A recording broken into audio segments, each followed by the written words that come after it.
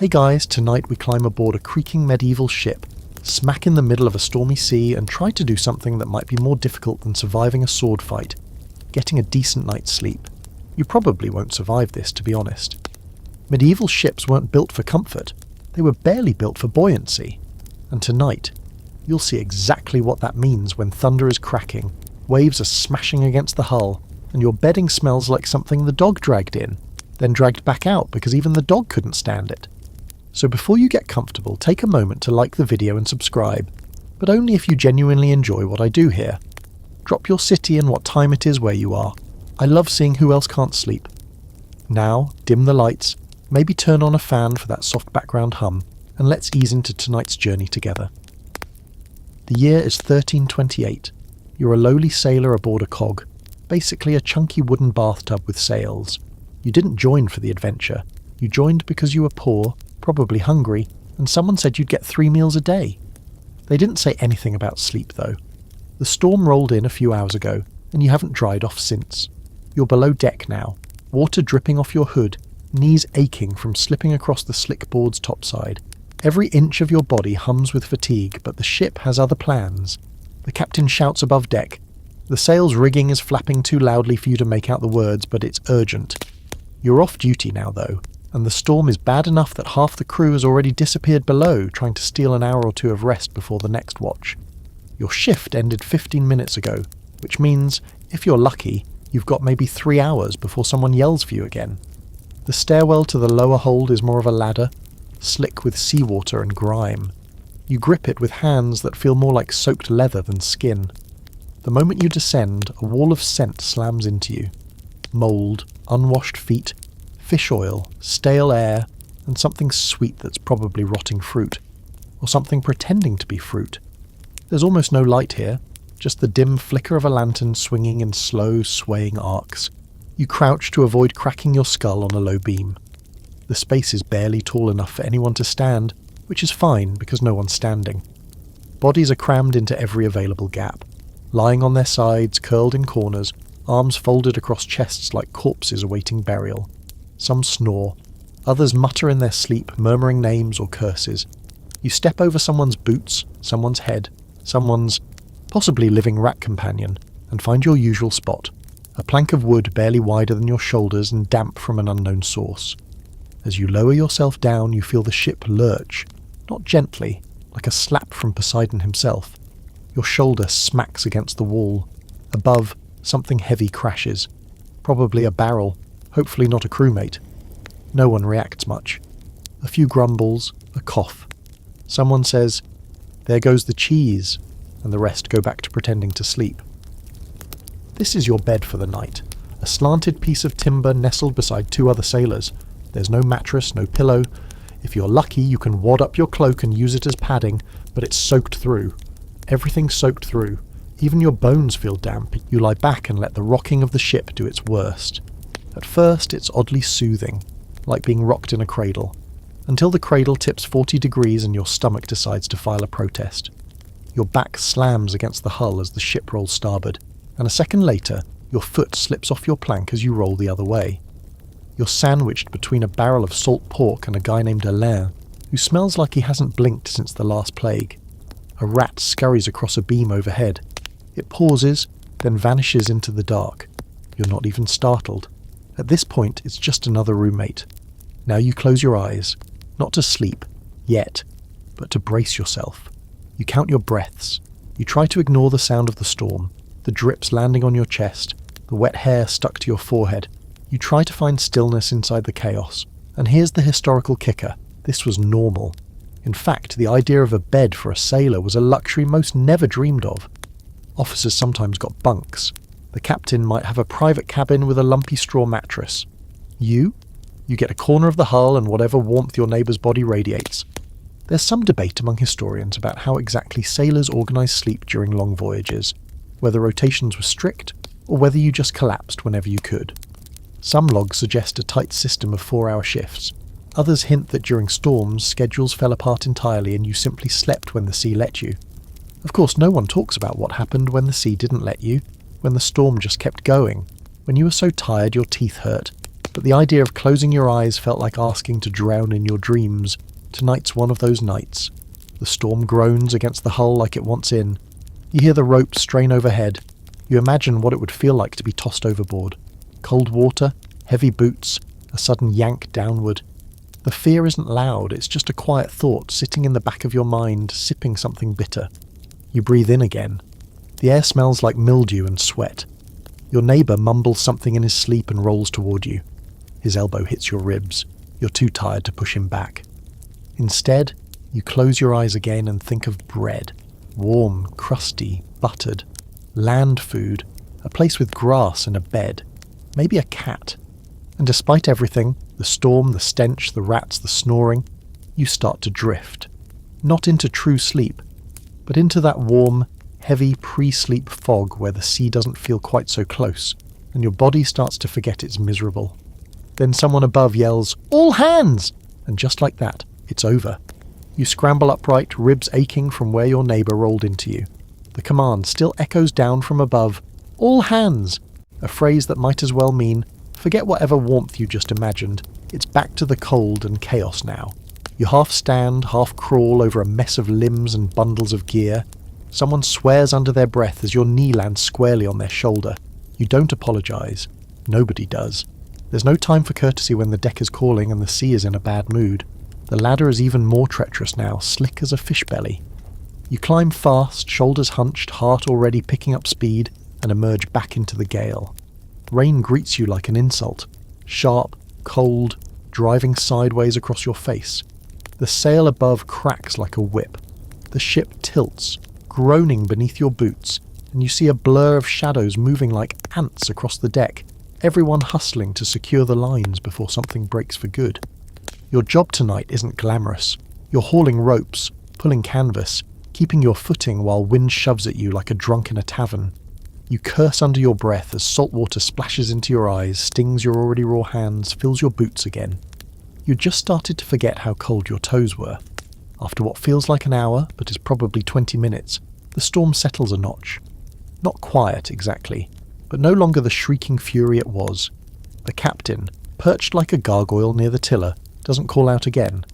That means you're off duty once more, for now. You wait a moment, just to be sure, then stagger back below deck, soaked again, body vibrating with exhaustion. This time you don't even hesitate. You head straight for your spot, curl into it, clothes dripping, hair clinging to your cheeks. There's no blanket, no towel. You make do. That's the theme here. You make do. Now that the storm's anger has mellowed into a steady tantrum, you notice more about your sleeping quarters, or what passes for them. This ship, like most medieval cogs, has only one enclosed deck under the main planks above. It's where everything happens, eating, sleeping, storing cargo, arguing over who stole whose ration of dried peas. You and 30 other sailors share this space with barrels, crates, and a rotating cast of rodents.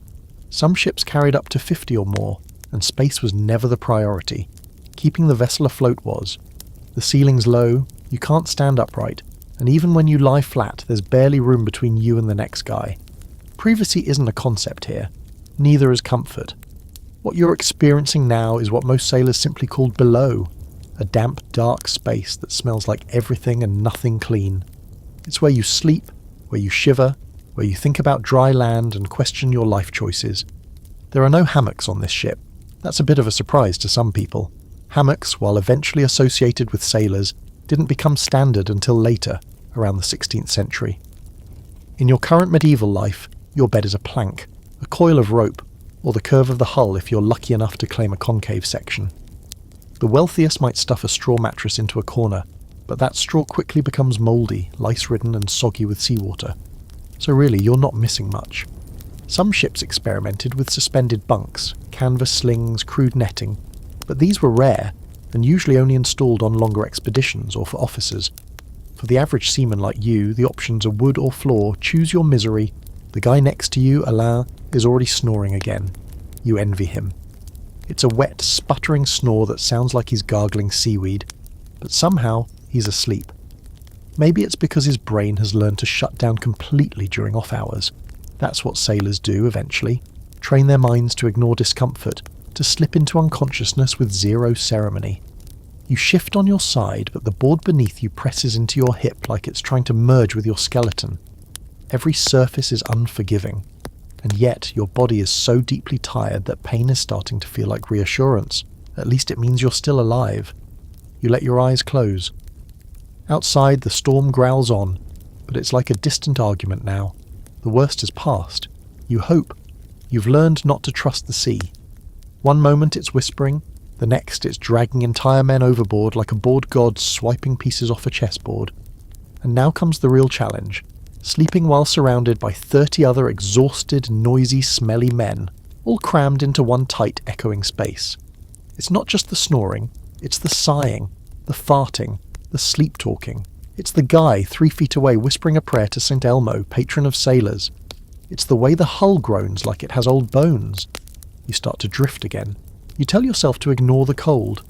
You try not to think about the rat you saw earlier, or the way the water sometimes seeps in through the hull boards.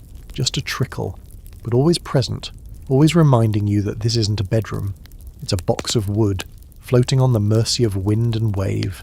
And yet, this is how men crossed oceans. Not kings or knights.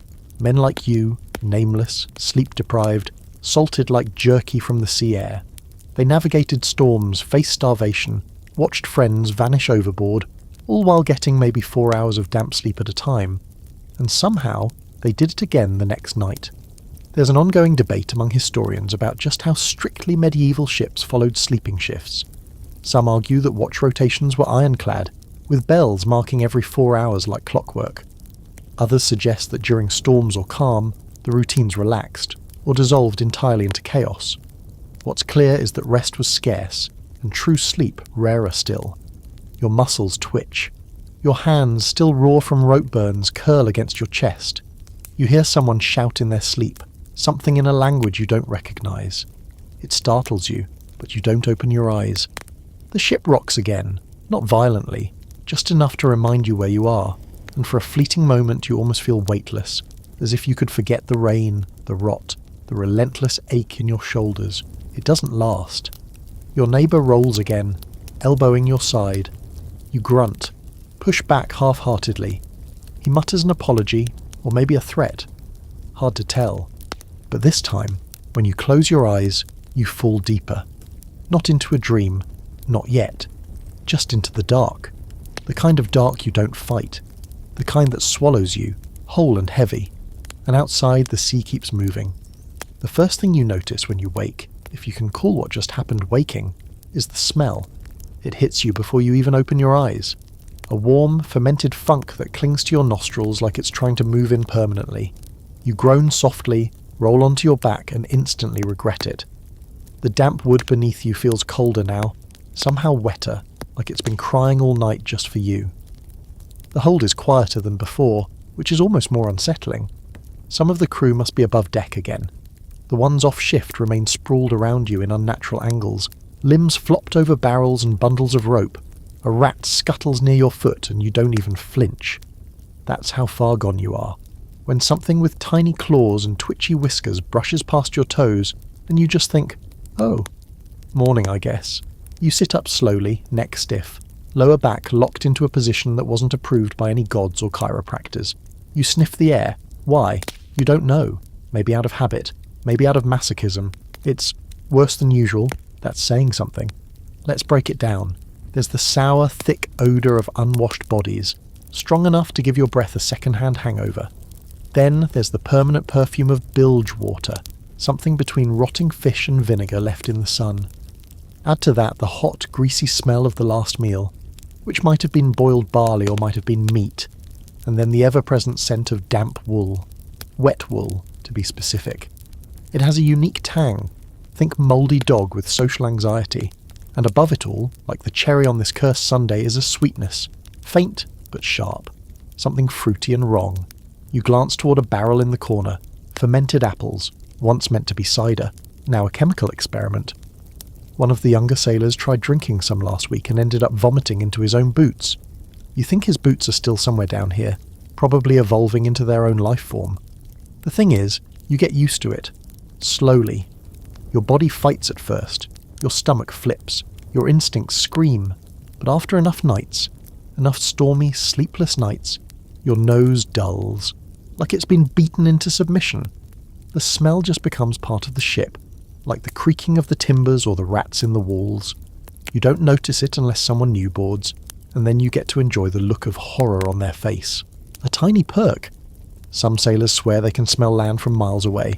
That's how dull life at sea makes your senses. You spend enough nights in this stew of sweat, seawater and despair, and suddenly the whiff of pine trees or fresh bread sends you into a trance. You crawl over someone's legs, he doesn't stir, and make your way toward a barrel that might be holding fresh water. You dip your hands in and splash your face. The water's cold and tastes faintly of iron and wood. Better than salt water? Barely. There's a strange comfort in knowing this is normal. This stench. You glance around. No one else seems bothered. One guy's already chewing something suspicious. Another is scratching at his scalp like he's auditioning for a Lice commercial. And yeah, lice are a given. You probably have some too. Lice, fleas, bed bugs. Except there's no bed for them to infest. So they just settle into your clothes and get cozy. Here's a fun detail. Because sailors rarely change garments, especially during long voyages, the fabric they wore often doubled as their bedding. They'd sleep in the same shirt for weeks, maybe months, only washing it when the smell turned on them like a wild animal. And even then, where would they wash it? In the sea, salt water does not leave you feeling refreshed. It leaves you crusty. Literally. You develop a fine, gritty shell of salt around your body like a weird breaded cutlet. There's a bit of scholarly debate about just how awful the stench of a medieval ship was. Some suggest it might have been overstated. Dramatic accounts from land dwellers unfamiliar with seafaring life. Others argue it was worse than we can possibly imagine, and any modern person would gag within 5 minutes below deck. But from where you're sitting, knee-deep in crusty boots and fermented socks, you're leaning toward team worse than imaginable. You lean back against a beam and try to rest your head without pressing your ear against anything alive. The lantern swings overhead, casting shadows that make the planks look like moving waves. Your stomach rumbles. You consider checking the mess barrel, but the idea of eating in this odour factory makes you dry heave a little. Someone near you mutters in his sleep, something about geese. You blink slowly. It's the only entertainment you're getting right now. This is what nighttime is on a medieval ship. Cycles of unbearable discomfort that become, through sheer repetition, the backdrop of your existence. You almost start to romanticize it. Like, this is the sea life, right? Men have done this for centuries, shackled to the smell of each other's sweat, sleeping in puddles, dreaming of bread. You're part of a grand tradition, of the half asleep, half rotted. And still, some part of you starts to doze again, just a little. Eyes half-lidded, brain drifting. You think of green fields, a river, the feeling of dry linen on your skin. It's almost laughable. And then the ship lurches again, a sharp tilt to port. A barrel rolls somewhere in the dark. A shout goes up, but it's not for you. Not yet. You let your eyes shut. The stench hasn't gone away, but your brain is learning to ignore it, the way it learned to ignore the rocking and the cold. If anything, it's starting to feel familiar. Like the smell of home, if your home was also a prison and a compost heap. The rats, the rot, the salt. It's all just part of the lullaby now. You don't like it.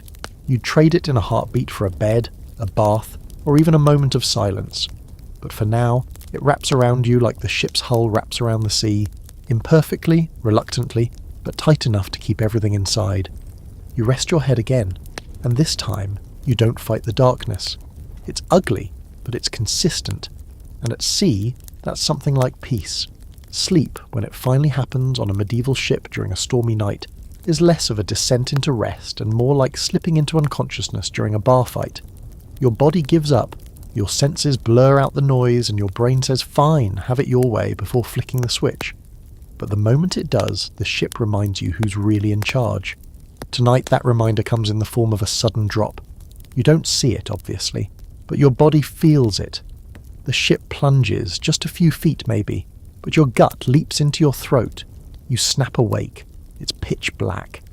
Your cheek is pressed against a damp plank, your ear full of creaks and muffled groans from all sides. For one surreal moment it feels like you're flying.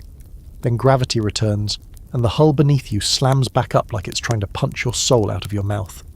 Around you, men grunt, curse, shift. A few fall out of their makeshift nests entirely.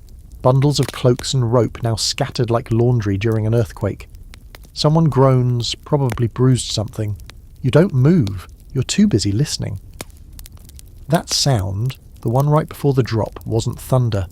It was a wave slapping the side of the ship, a massive one. The sea is still angry, maybe angrier than before. Welcome to what sailors call the cradle of death, that endless rolling and heaving. It's not just an inconvenience, it's a full-body assault. If you were raised on land, your inner ears are staging a mutiny by now. You've already thrown up twice on earlier nights, and you're pretty sure you'll do it again. But tonight, the rocking feels different, sharper, faster, like the ship is being toyed with. You try to wedge your shoulder against a beam to brace yourself. You don't want to end up rolling into the barrel of dried peas again, not after the last time. The floor beneath you pitches hard to starboard, and half your body lifts before thudding back down. It's like trying to sleep in a child's swing during a hurricane. Here's a grim historical fact to keep in your back pocket while you attempt to survive the night. More sailors probably died from falls, collapses and crushing injuries than from enemy swords during rough weather. Ships were not ergonomic. They weren't even safe. In a storm, the real enemy wasn't the sea, it was gravity. Sailors were frequently flung against walls, into masts, overboard. Ropes snapped, beams splintered, and ladders became launch pads. You feel the next roll before it comes. Your stomach does a slow flip. Someone nearby heaves loudly. You don't look. You focus on your breath, shallow and steady.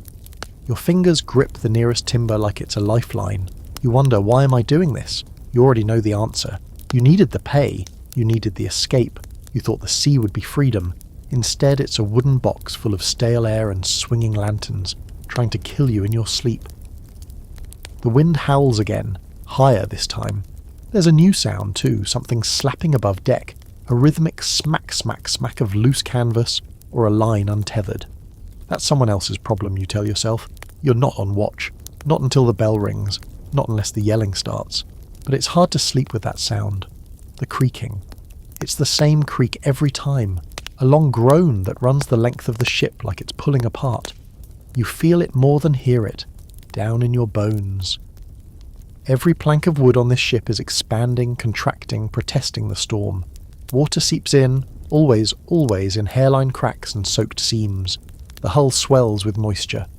There's a reason sailors call their ships she, because she complains all night, and you're always wondering if she's going to collapse on you. And yet, amidst the chaos, some part of you starts to drift again. Because that's what the body does when it's too tired to care. It shuts down. You enter that weird state where you're technically awake, but your brain plays reruns of your life like a badly tuned tavern song.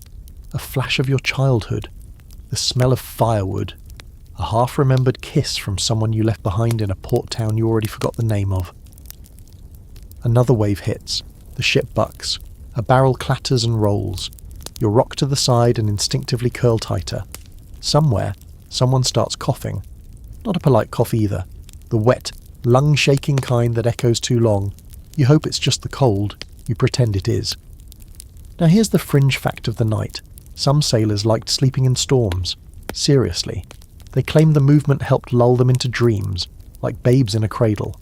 The constant motion, so long as it didn't involve vomiting or falling, was oddly meditative.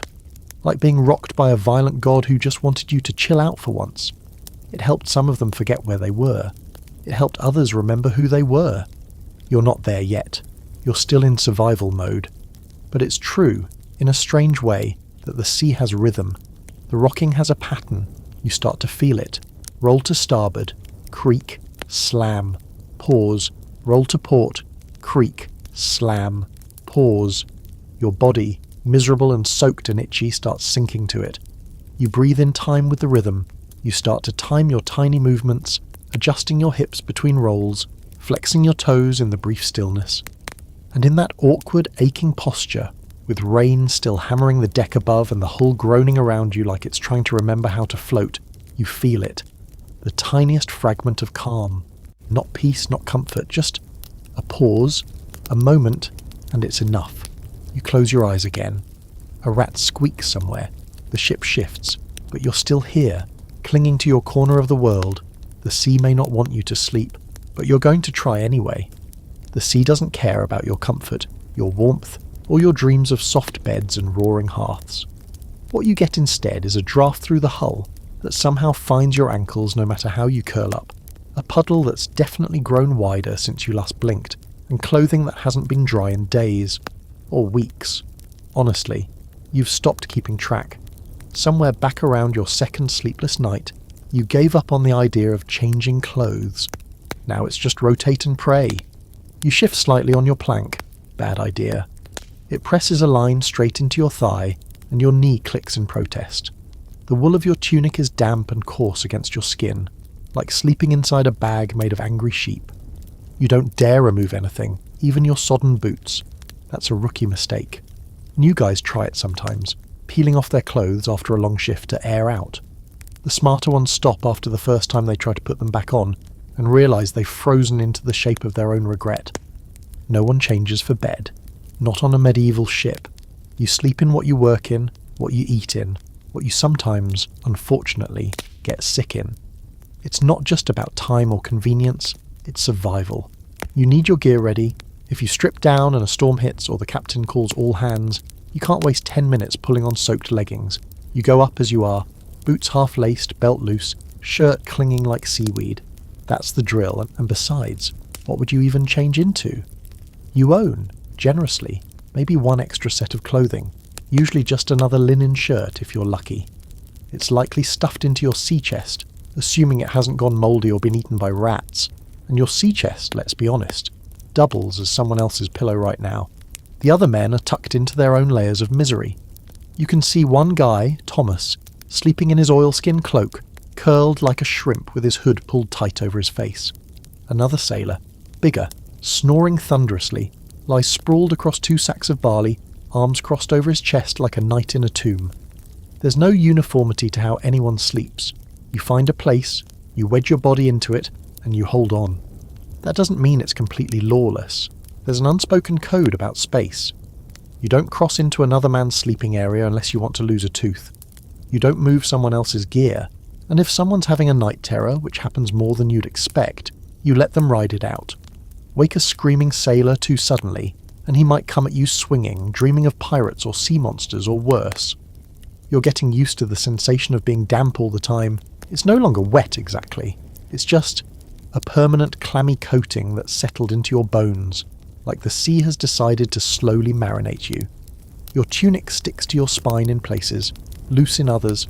Your socks, once wool, now indistinguishable from boiled rags, squish faintly if you shift too hard. And under your layers, your skin itches, constantly. From salt, from friction, from the invisible crawl of whatever insects have taken up residence in the seams. You can't even blame the weather entirely. Even on calmer nights, you sweat under your layers while working, and that sweat just soaks in, never quite evaporating. Over time, you start to develop what some sailors jokingly call sea rot. It's not a joke. Rashes, ulcers, infections. There's no fresh water to wash with. Soap? Forget it. You rub yourself down with rough cloth or sand if you're desperate. But most of the time, you just accept the funk and carry on. Of course, there were always the myths. Stories of certain sailors who kept a spare tunic wrapped in waxed cloth, hidden in the driest corner of the hold, pulling it out only on feast days or when making port. A clean shirt became a symbol of luxury, power, even seduction. If you could smell better than a goat carcass, you were practically nobility. The fringe fact here: some sailors believed that constantly wearing their clothes day and night actually protected them. Not from the cold, but from evil spirits. Strip down too far, they said, and you invited something in. The sea was alive after all, and full of things that didn't care for naked men in the dark. Scholars have debated just how widespread that superstition really was. Some argue that it's just sailors being pragmatic. Why undress when there's no benefit and plenty of risk? Others point out that seafaring was steeped in ritual and belief, and things like changing clothes could carry hidden meanings. Even modern sailors sometimes hold on to odd rituals, and in the medieval era, every action was tied to survival, luck, or punishment from the deep. You shift again, this time to pull your cloak tighter around your neck. It's the only layer that still traps a little warmth. It smells like fish oil and old sweat, but at least it's yours. You tuck your chin inside and close your eyes. The ship rocks again, gentler this time. almost rhythmically. You can hear the ocean slapping softly against the hull now, like it's lost interest in killing you for the moment. You can also hear someone snoring nearby. It's nasal, high-pitched and repetitive. You wonder if you could nudge them without starting a fight. Probably not worth it. Instead, you focus on the motion, the rocking. There's a strange comfort in it if you let it happen. The creaks of the beams, the soft shift of rope, even the occasional drip of condensation from above, they form a lullaby of sorts, ugly but consistent. Your body, wrapped in damp cloth and ache, starts to relax again, despite itself. You think briefly about home, about what a bed felt like, a real bed, with a straw mattress and thick wool blankets and a fire flickering across the walls. You can almost remember the smell, wood smoke and baked bread and something sweet. Maybe cloves. It's a dangerous memory. Too warm, too clean. If you hold on to it, the contrast might break you. So instead you think about the deck above, the wind calming, the ropes settling, the feeling of the ship breathing beneath you, and you drift, not into full sleep, but into that in-between place. The place where your body forgets it's cold and itchy, and your mind lets go of what your clothes feel like just for a little while. In your dream, you're walking on dry ground. The first time someone tells you that hammocks are only for rich men and dead ones, you laugh until you realise he's completely serious. On this ship, there are no gently swaying beds strung from the beams, no canvas cocoons to rock you to sleep. That's a fantasy for later centuries, or maybe for the Navy, if you're lucky enough to sail under a king's banner. Right now, in this medieval tub creaking through the night, you sleep on what's available. Planks, barrels, sacks of grain, the curve of the hull, or, if you're truly desperate, bundled ropes that imprint themselves into your spine like the worst kind of tattoo. It's not that no one knows what a hammock is. The design has been seen before, borrowed from distant lands by sailors with long memories. Some say they're used in warmer waters, where the air is still and the bugs bite hard. But here, in the churning northern seas, there's no place for luxury. The space below deck is tight, low, and brimming with cargo and human bodies. If someone tried to string up a hammock here, it'd just swing into the ceiling, slam into someone's head, or collapse under the weight of its ambition. Instead, you learn to shape yourself to the ship. That's what everyone does. You pick your space, stake your claim, and slowly adapt your body to it. Over time, you recognise which plank won't jab your hip, which curve of the hull gives your back the least trouble. Your sleeping area is like a nest made from bad decisions and damp materials, but it's yours. And in the cramped community of a ship at sea, that counts for something. Tonight your plank is familiar. You've slept here for weeks now, wedged between a stack of dried meat and a sullen guy named Gerard who hums sea shanties in his sleep. He's not doing it now, thankfully. Just a quiet wheeze, a little whistle every few seconds. You've learned to tune it out, the way you tune out the creaking beams and the far-off slosh of the sea breaking against the hull. Your body lies curled, knees drawn in, cloak pulled tight around your shoulders. The wooden floor beneath you is as unforgiving as ever, but your muscles have grown dull to its complaints. You're past the stage of tossing and adjusting. Now, it's just about waiting for sleep to find you again, if it can. Not all the sleeping spots are equal, of course. Some men get lucky. They claim a half-empty barrel to drape across, or a quiet patch beneath a supporting beam that doesn't leak. Others find scraps of old sailcloth to fold and wedge under their hips, cushioning the bones that have taken too many beatings from sharp wood. A few, through sheer force of personality or threat of violence, manage to stake out slightly wider patches of space and build little nests of rope, burlap and discarded wool. You envy those guys, until you remember they're also probably crawling with lice. And then there's the dangerous option, sleeping on the deck itself. Some men, particularly in better weather, will risk a nap topside, stretched out beneath the stars with nothing but the railing to stop them from rolling straight into the sea. It sounds romantic in theory. In practice, it's a death sentence during storms and an invitation for sunstroke during calm. But for a few brave or foolish souls, the promise of cool, fresh air is worth it. You once tried it. Just once. Crawled topside during a lull, found a quiet corner near the stern, and laid back to feel the wind. It was blissful for about 7 minutes. Then a wave slapped the deck and soaked you from boots to beard, and a crewmate nearly stepped on your hand in the dark. You crawled back down, colder and saltier than ever, and vowed never again. One sailor, a wiry man with more scars than teeth, insists he once slept hanging from the rigging. Says he tied himself to the ropes like a spider, suspended above the chaos, gently rocking with the mast. No one's sure if he's lying, but we all hope he is, because if he's telling the truth, then someone has truly lost the plot. Now for a bit of historical context to fold under your damp cloak tonight. Sailors in the medieval period rarely had designated sleeping arrangements. Unlike later ships, which developed actual hammocks and set bunks for crewmen, these earlier vessels were all about improvisation. Cargo took priority. Men found spaces between crates, barrels, coils of rope, wherever they could. On longer voyages, captains might designate sleeping shifts to conserve space, with one group resting while the other worked. But in bad weather, all rules were abandoned. You crashed where you could, and dared anyone to move you. And here's the fringe fact for this stretch of the night. Some medieval seafarers believed that where you slept on the ship affected your dreams. Superstitions ran deep. If you slept near the bow, you were more likely to have visions, or so they claimed. The stern, that brought nightmares. The closer you were to the waterline, the more likely you were to hear voices. Most thought it was nonsense, but even now, lying tucked against the hull, you swear you hear something in the timbers. Just a whisper. Just once. You tell yourself it's the wind. There's no debate about this part, though. Scholars agree that medieval sailors slept badly. Diaries, journals, logs, when they existed, spoke of constant exhaustion. Men napped in bursts, caught shallow sleep between shifts, or collapsed outright from sheer fatigue. The idea of a full night's rest, that was land thinking. Here at sea, sleep was just another form of endurance.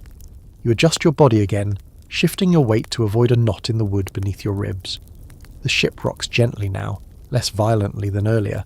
The storm has passed into memory. For now, the rhythm of the waves is predictable, almost soothing. You find your breath sinking with it. Inhale on the lift, exhale on the fall. Someone above coughs. A boot thuds softly near the ladder. But no one calls out. No one needs you yet. You're safe for a little longer. You let your eyes close. You imagine what it must feel like to sleep in a real hammock, suspended and swaying, your body cradled in soft fabric instead of pressed into this unforgiving timber. You imagine being weightless, untouched by splinters, rats, or Gerard's wheezing. The thought is enough to lull you, just slightly, past the edge of waking. You dream of floating. You don't notice them at first. When you first joined the crew, your senses were too overwhelmed by the constant noise, stink, and salt water to notice anything else crawling, scratching, or gnawing. But now, a few weeks into the voyage, you're well acquainted with your real sleeping companions, and they are many. They are persistent, and some of them are probably watching you right now with beady little eyes. Let's start with the mice. Not the cute storybook ones wearing hats and singing sea shanties. No, these are jittery, sharp-nosed, darting little scavengers that live in the cracks of the hull and only come out when they think no one's looking. You've seen one more than once perched on a dangling rope or crouched beside a sack of oats, its tail twitching like a villain moustache. You used to flinch, but now you mostly just sigh and hope it's not chewing through your boots again. The ship is full of them. Mice, rats, even weevils if you dig deep enough into the food stores. And they're not just a nuisance, they're survivalists. They've lived on ships longer than most sailors. Some say they even know when a ship is doomed. There are stories, half joke, half warning, that if the rats start fleeing, you should too. You remember that one night, you'd barely been asleep for an hour, when something warm and squishy darted across your chest. You woke up swinging, nearly punched Gerard in the face. The rat got away, of course. It always does. But you didn't sleep well for days after that. Not because you were scared. No, that passed. But because now you knew they were there. Always. Waiting. And then there are the lice. Oh, the lice. You'd hoped, foolishly, that maybe the cold would scare them off. That maybe the salt would act as a deterrent. That maybe somehow you wouldn't get them. You were wrong. Everybody gets them. They nest in the seams of your clothes, in the threads of your cap, in the folds behind your knees. You scratch at first, then pick again. Eventually your fingers are just roaming your body constantly, searching for that little pinch, that slight movement, that itchy, maddening tickle that lets you know you are not alone. There are two schools of thought about lice on the ship. 1. Try to stay ahead of them by shaving everything you can, boiling your clothes when you make port, and constantly picking at your scalp like a monkey with anxiety. 2. Accept them as part of the job, name a few of them, and move on with your life. You're somewhere in between. You tried shaving once, but the result was less clean and more bleeding from the ear. And there's no fire here below deck to boil anything. Just damp misery and layers of wool slowly turning into flea motels. So you pick, scratch, pick again. Welcome to bedtime. Tonight you feel something crawl across the back of your neck just as you're dozing off. You slap it quickly. Could be a louse. Could be nothing. Could be the ghost of dignity past. Either way, it's gone now and you're still here. Which brings us to the final roommate category, the supernatural kind. Ghosts if you're being dramatic. Spirits if you're being respectful. Madness if you ask the ship's carpenter, who mutters about voices in the wood every time it rains too hard. You haven't seen anything, but you've heard things. A knock that didn't come from above or below. A whisper that didn't match any language you know. A shadow that passed by when no one was there, and you're not the only one. Late at night, when men are half asleep and more honest than they mean to be, the stories come out. "There's a woman who walks the bow," one sailor whispered 2 nights ago. "She's always barefoot and she sings, but only when someone's about to die." Another swears there's a child on board. Not a real one, of course. No child could survive this. But a presence. Something small that climbs up into the rigging and giggles when no one's watching. You don't believe in any of it. Except when the wind dies suddenly, and the air feels too still. Except when the lantern swings, but there's no sway in the ship. Except when you're alone at the stern and feel the hairs on your neck rise for no reason at all. There's a scholarly debate, actually, about how many sailors believed in ghosts or spirits at sea. Some historians argue that superstition was a byproduct of isolation, exhaustion, and the ever-present possibility of death. Others suggest it was more deeply woven into maritime culture than most people realise, a kind of collective coping mechanism for a profession where one wrong step meant a watery grave. When you're hundreds of miles from land and one good storm away from disappearing forever, it's not unreasonable to start believing in the unseen. Tonight you're not in the mood to argue either way. You're too busy pulling your cloak tighter, folding your limbs in against the cold, trying not to itch at the places you know are already raw. You tuck your chin against your chest and listen. The ship groans.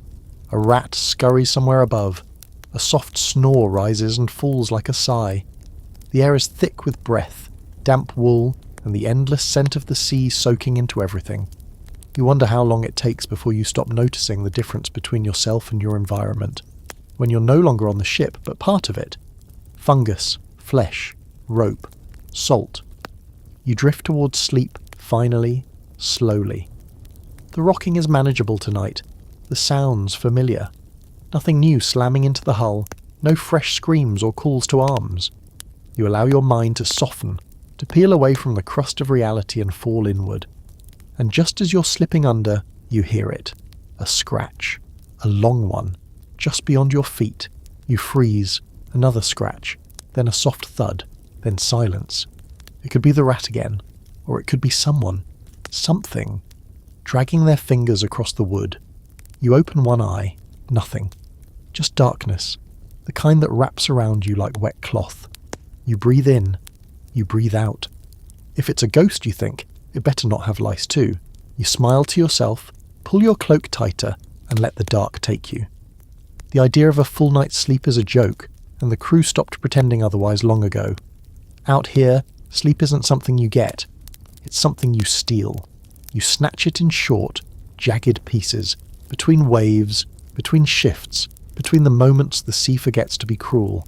And when you're lucky enough to fall into that heavy, dreamless kind of sleep, someone usually yanks you out of it before your brain even remembers what rest is supposed to feel like. Tonight, that someone is a greasy hand shaking your shoulder, not gently. You blink awake, your head still swimming in half dreams. It takes a moment to remember where you are, who you are, why everything smells like wet rope and regret. Then the hand tightens and a voice whispers, "Your watch. Move." You groan, not because you're surprised, but because you're still halfway between sleep and paralysis. Your limbs are heavy, your mouth is dry. You might have been asleep for 30 minutes, maybe less. Time doesn't mean much on this ship. The sun is long gone, and down here every hour feels exactly the same, dark, damp and stinking of breath and mildew. You push yourself upright, bones protesting with every movement. Your back pops like it's full of loose marbles. Beside you, Gerard's still snoring. He got the earlier watch, which means he's free to curl up now and ignore the world, smug and oblivious. You hate him a little for that. You also envy him completely. You pull your cloak tight, try to rub some heat back into your fingers, and stagger toward the ladder leading up to the deck. The boards creak underfoot. Someone coughs. A rat darts away from the lantern glow. Just another night on this beautiful floating pile of suffering. Watch duty, they say, builds character. What it really builds is sleep deprivation and a deeply unhealthy relationship with time. The ship runs on a cycle of 4-hour watches. 2 shifts per day, more if you're unlucky. Day or night doesn't matter. When your turn comes, you go. Even if your eyes burn, your legs are shaking, and your brain is whispering nonsense about how you're actually still asleep, and this is all a dream shaped like misery. Tonight, your watch is the graveyard slot, midnight to 4, the worst one, the one where the cold creeps deepest, where the ocean seems its most unforgiving, and where your body threatens to betray you with every gust of wind. Climbing the ladder feels like punishment. You grip each rung like it might be your last. When you finally emerge, the wind hits you immediately, carving through your cloak like you're made of paper. The deck is slick and gleaming in the moonlight. Above, the sails flap lazily. No storm right now, thank the gods.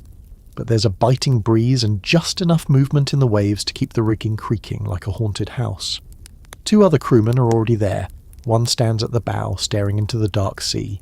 The other paces slowly, arms crossed, eyes distant. No one speaks. You take your place near the stern. Your job is to watch. For what exactly? Ships mostly. Rocks sometimes. Mermaids, if you're delirious. Mostly, though, you just look out into the dark and try to stay upright.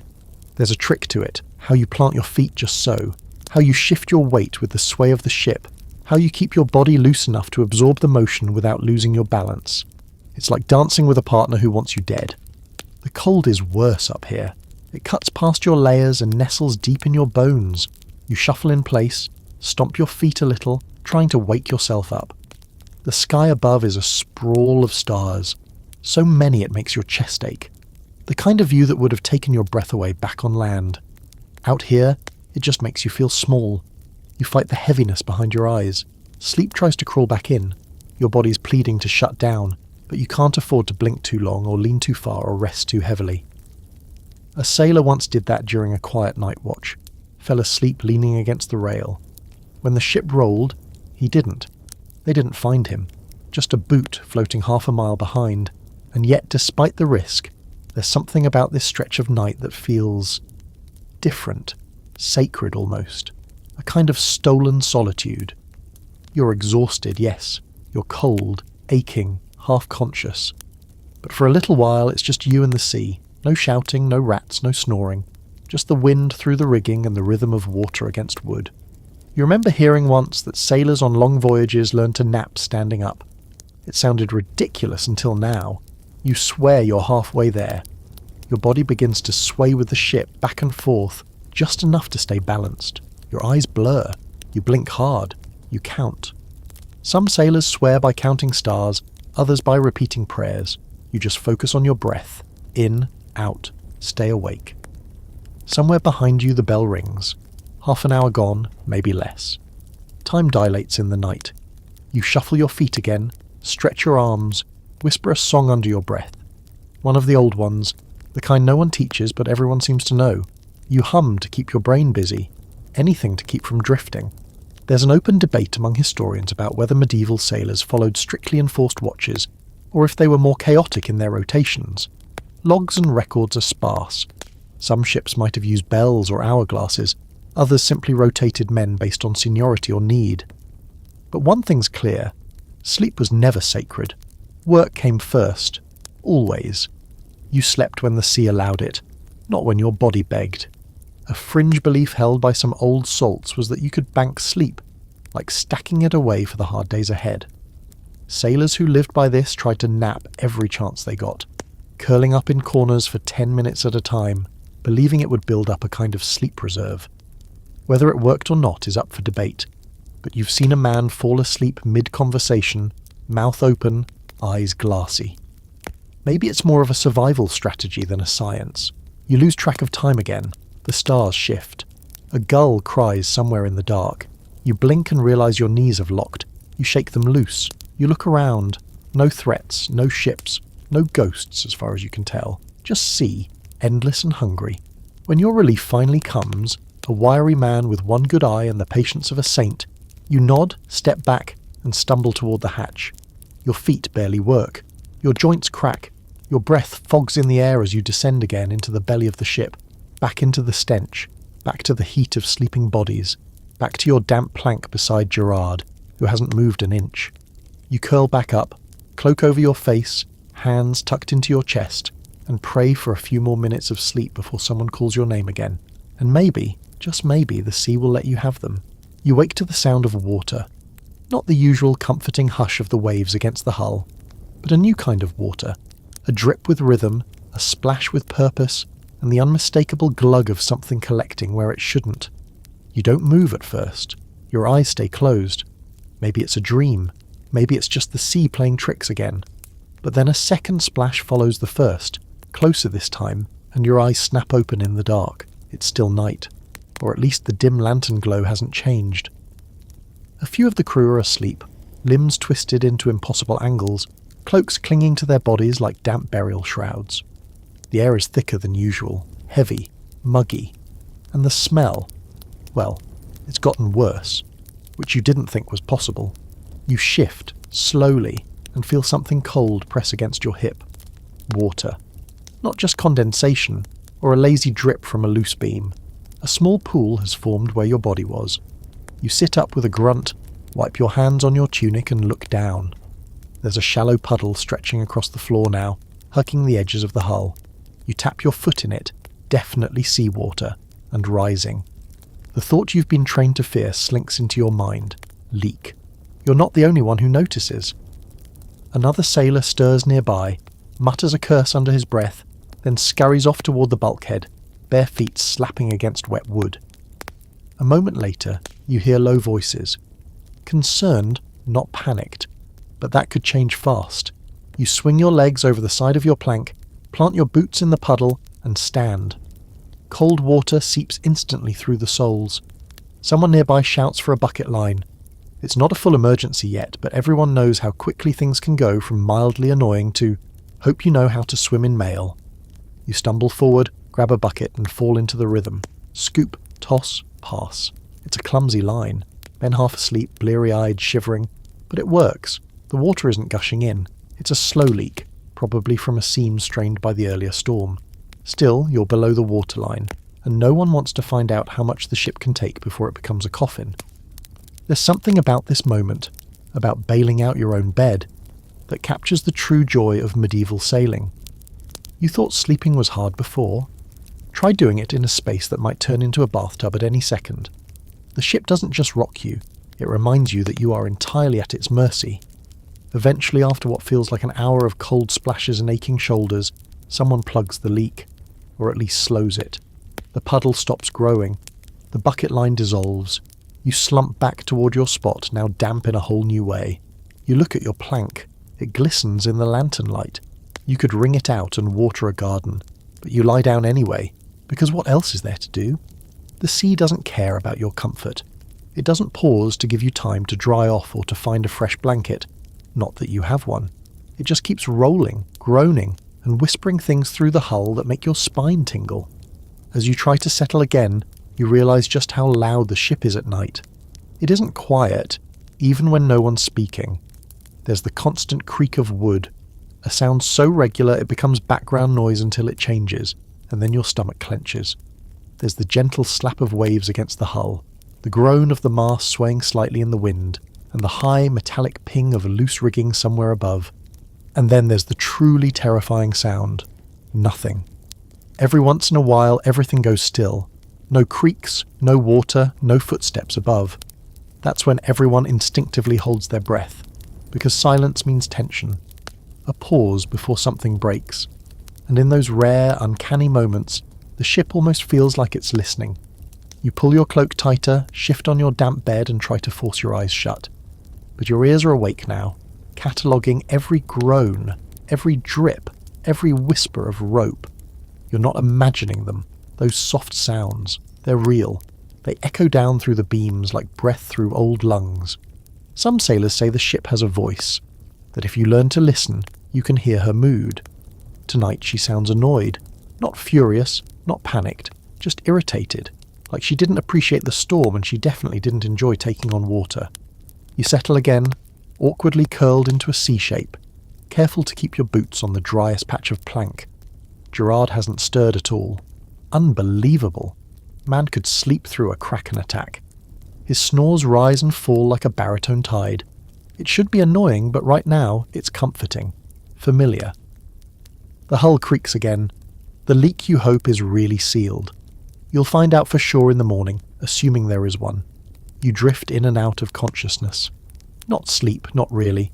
Just a state of suspension where your body stops screaming for rest and starts accepting exhaustion as the new normal. Tonight's historical note. Leaks were so common on medieval ships that many vessels had permanent crew assigned just to manage them. The bilge crew, they were called. Men whose job it was to live in the lowest, dampest part of the ship and keep it from drowning from the inside. Imagine that. Your entire life spent crouched in the dark, surrounded by rotting timbers and ankle-deep water, with only rats and bad air for company. Compared to them, your plank and your leaky corner almost feel luxurious. There's some debate among scholars about just how watertight these vessels really were. Some say the caulking methods, pitch and oakum packed into seams, were surprisingly effective. Others argue that every crossing was a game of how long until we sink. Judging by tonight's puddle, you're leaning toward the latter. You hear a rat nearby, skittering across a beam. It pauses, sniffs, scampers on. You feel your own breath slow. The ship groans again, but softer this time, like a sigh. The sea outside has calmed. And somehow, despite the wet, despite the noise, despite the fact that your bed tried to become a swimming pool, you begin to fade again. The cold is still there, but your body has stopped resisting it. Your brain gives in just enough, and the last thing you hear before slipping away is the rhythmic drip, drip, drip of water somewhere in the dark. Not a threat, just a lullaby. Somewhere in the dark someone's humming. It's low and tuneless at first, more of a murmur than a melody, but it threads through the air like smoke. You're not sure how long it's been going on. Maybe it started when you drifted off, or maybe it only just began, crawling out of the corners of the ship like a strange kind of fog. It doesn't sound like fear, more like habit, a nighttime ritual. You shift on your plank, trying not to draw attention, and listen. It's Alain. Of course it's Alain. Always the one with some odd habit to keep his sanity intact. He's the kind of man who talks to the ship, pats the mast like a dog, and swears the cat understands Portuguese. And now he hums himself to sleep in the middle of the hold, like the rest of you aren't here trying not to lose your minds in the dark.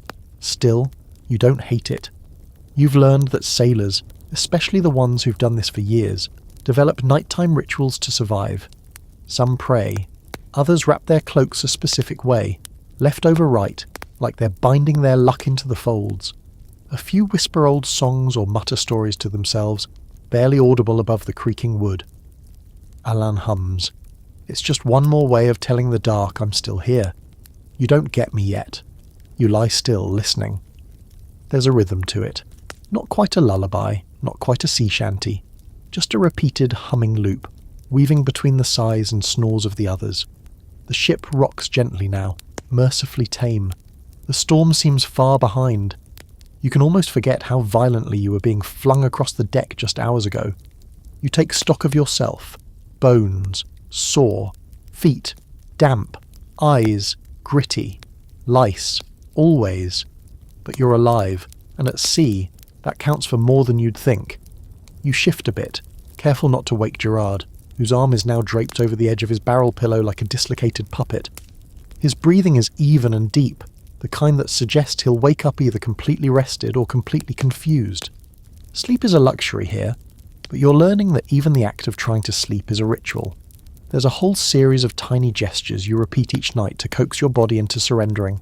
The way you fold your cloak, the position you wedge your boots, which shoulder you lie on. You've been through it so many times now, your body does half the work before your brain catches up. Tonight, you go through the motions again. Tuck the elbow here, breathe through the nose, ignore the rat that just made a sound like it dropped something. This is where the sailors' rituals come in handy, not just for comfort, but for sanity.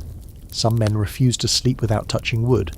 Others won't sleep under a beam, afraid it might splinter and crush them in the night. One man sleeps with a dried sprig of rosemary tied into his belt, claiming it wards off bad dreams. Another rubs salt on his boots before lying down, mumbling something about sea spirits. It all seems absurd until you're out here for weeks, until you've gone too long without proper rest, and the darkness presses in too close, and the ship feels just a bit too alive.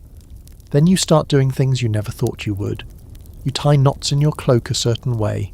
You whisper nonsense to the lantern. You hum, maybe, like Alain does, because it reminds you you're still in control. There's a fringe belief among medieval sailors, passed along in hushed tones and half-laughs, that sleep is when the sea tries to steal you. Not by drowning, not by wave or wind, but by reaching into your dreams and unravelling you from the inside. They say you can hear her sometimes, calling your name through the wood grain. That if you fall too deep into sleep, she can pull you into the water without ever touching your body. That's why some sailors refused to sleep alone even if there was room. You needed someone beside you, a body, a tether, someone to shake you awake if your breathing slowed, or your dreams got too loud. Not because they loved you, or even liked you, but because if you went under, they might be next. It's a ridiculous story, of course, just sailors talk. But tonight, when you close your eyes, and the ship creaks like a voice, and Alain's humming grows fainter, you wonder how far off it really is. There's debate among historians about just how much structure there was to nighttime routines on ships like this. Some evidence points to strict order, evening meals, cleaning rotations, prayer. Others suggest it was more of a free-for-all, a desperate attempt to do whatever made the night bearable. What's certain is that ritual, no matter how small, became a form of resistance, a way to reclaim a little sliver of control in a world dominated by unpredictability. You feel it yourself. Even something as simple as breathing in time with the ship's rocking becomes a kind of ceremony. You sync with it, let it carry you, you let go. Alain has stopped humming now. The hold is quiet again, except for the usual sounds, the crack of the hull shifting slightly, the groan of wood rubbing against damp nails, the occasional snore or cough. The lantern swings softly, casting long, lazy shadows across the beams. You drift. Not all the way, but enough. Enough to feel your limbs relax. Enough to let the edges of thought blur. The sea can't quite reach you. Not tonight. You've done your rituals. You've made your peace. You've kept your rhythm. You dream of things you barely remember. Your mother's hands, a warm loaf of bread, the crunch of snow under real boots. The dream doesn't last. It never does. But it carries you just far enough to forget for a while that you're wrapped in wet wool, surrounded by rodents and possibly sharing air with a ghost or two. And when you wake again, it'll be to the smell of boiled oats, someone stepping on your foot, or the call for the next watch. But for now, for these few precious moments, you sleep not in spite of the storm or the noise or the filth, but through them. And that on a medieval ship in the middle of nowhere is nothing short of a miracle. You dream in colours that don't exist. Everything is hazy and strange. The sky shaped like a sail, the clouds like puffed up seabirds, the ground soft and shifting beneath your feet. Not dirt, not wood, but something like bread dough. You're walking, barefoot, warm. The sun is there, not hidden behind a veil of mist, but really there, gold and wide and generous. Somewhere nearby, someone is singing a tavern song. You almost remember the words. Then the floor lurches under you and the dream collapses like a rotten plank. You wake with a start, your face pressed against the same wet cloak you've been using as a pillow for weeks now. It smells like salt and sour breath and wool that's been chewed on by regret. Your limbs protest as you shift upright, and your back cracks so loudly you're surprised Gerard doesn't sit up and yell at you. But no, he's still asleep, drooling slightly, muttering something about geese, the usual. You scrub your face with your hands and take a shaky breath. The hold is dark and quiet. A few other sailors are rustling in their sleep, but no one's moving much yet. You should be grateful. It's one of those rare moments where you're not being screamed at or rained on or covered in someone else's vomit, and for just a moment you sit in it. That heavy stillness, your thoughts still tangled in the strange dream. It's not the first time you've had one like that, and you're not alone. Almost every sailor you know has weird dreams out here. Not nightmares necessarily, though those happen too. But dreams that feel more real than reality. Vivid, sensory, full of movement and noise and warmth. The exact opposite of ship life.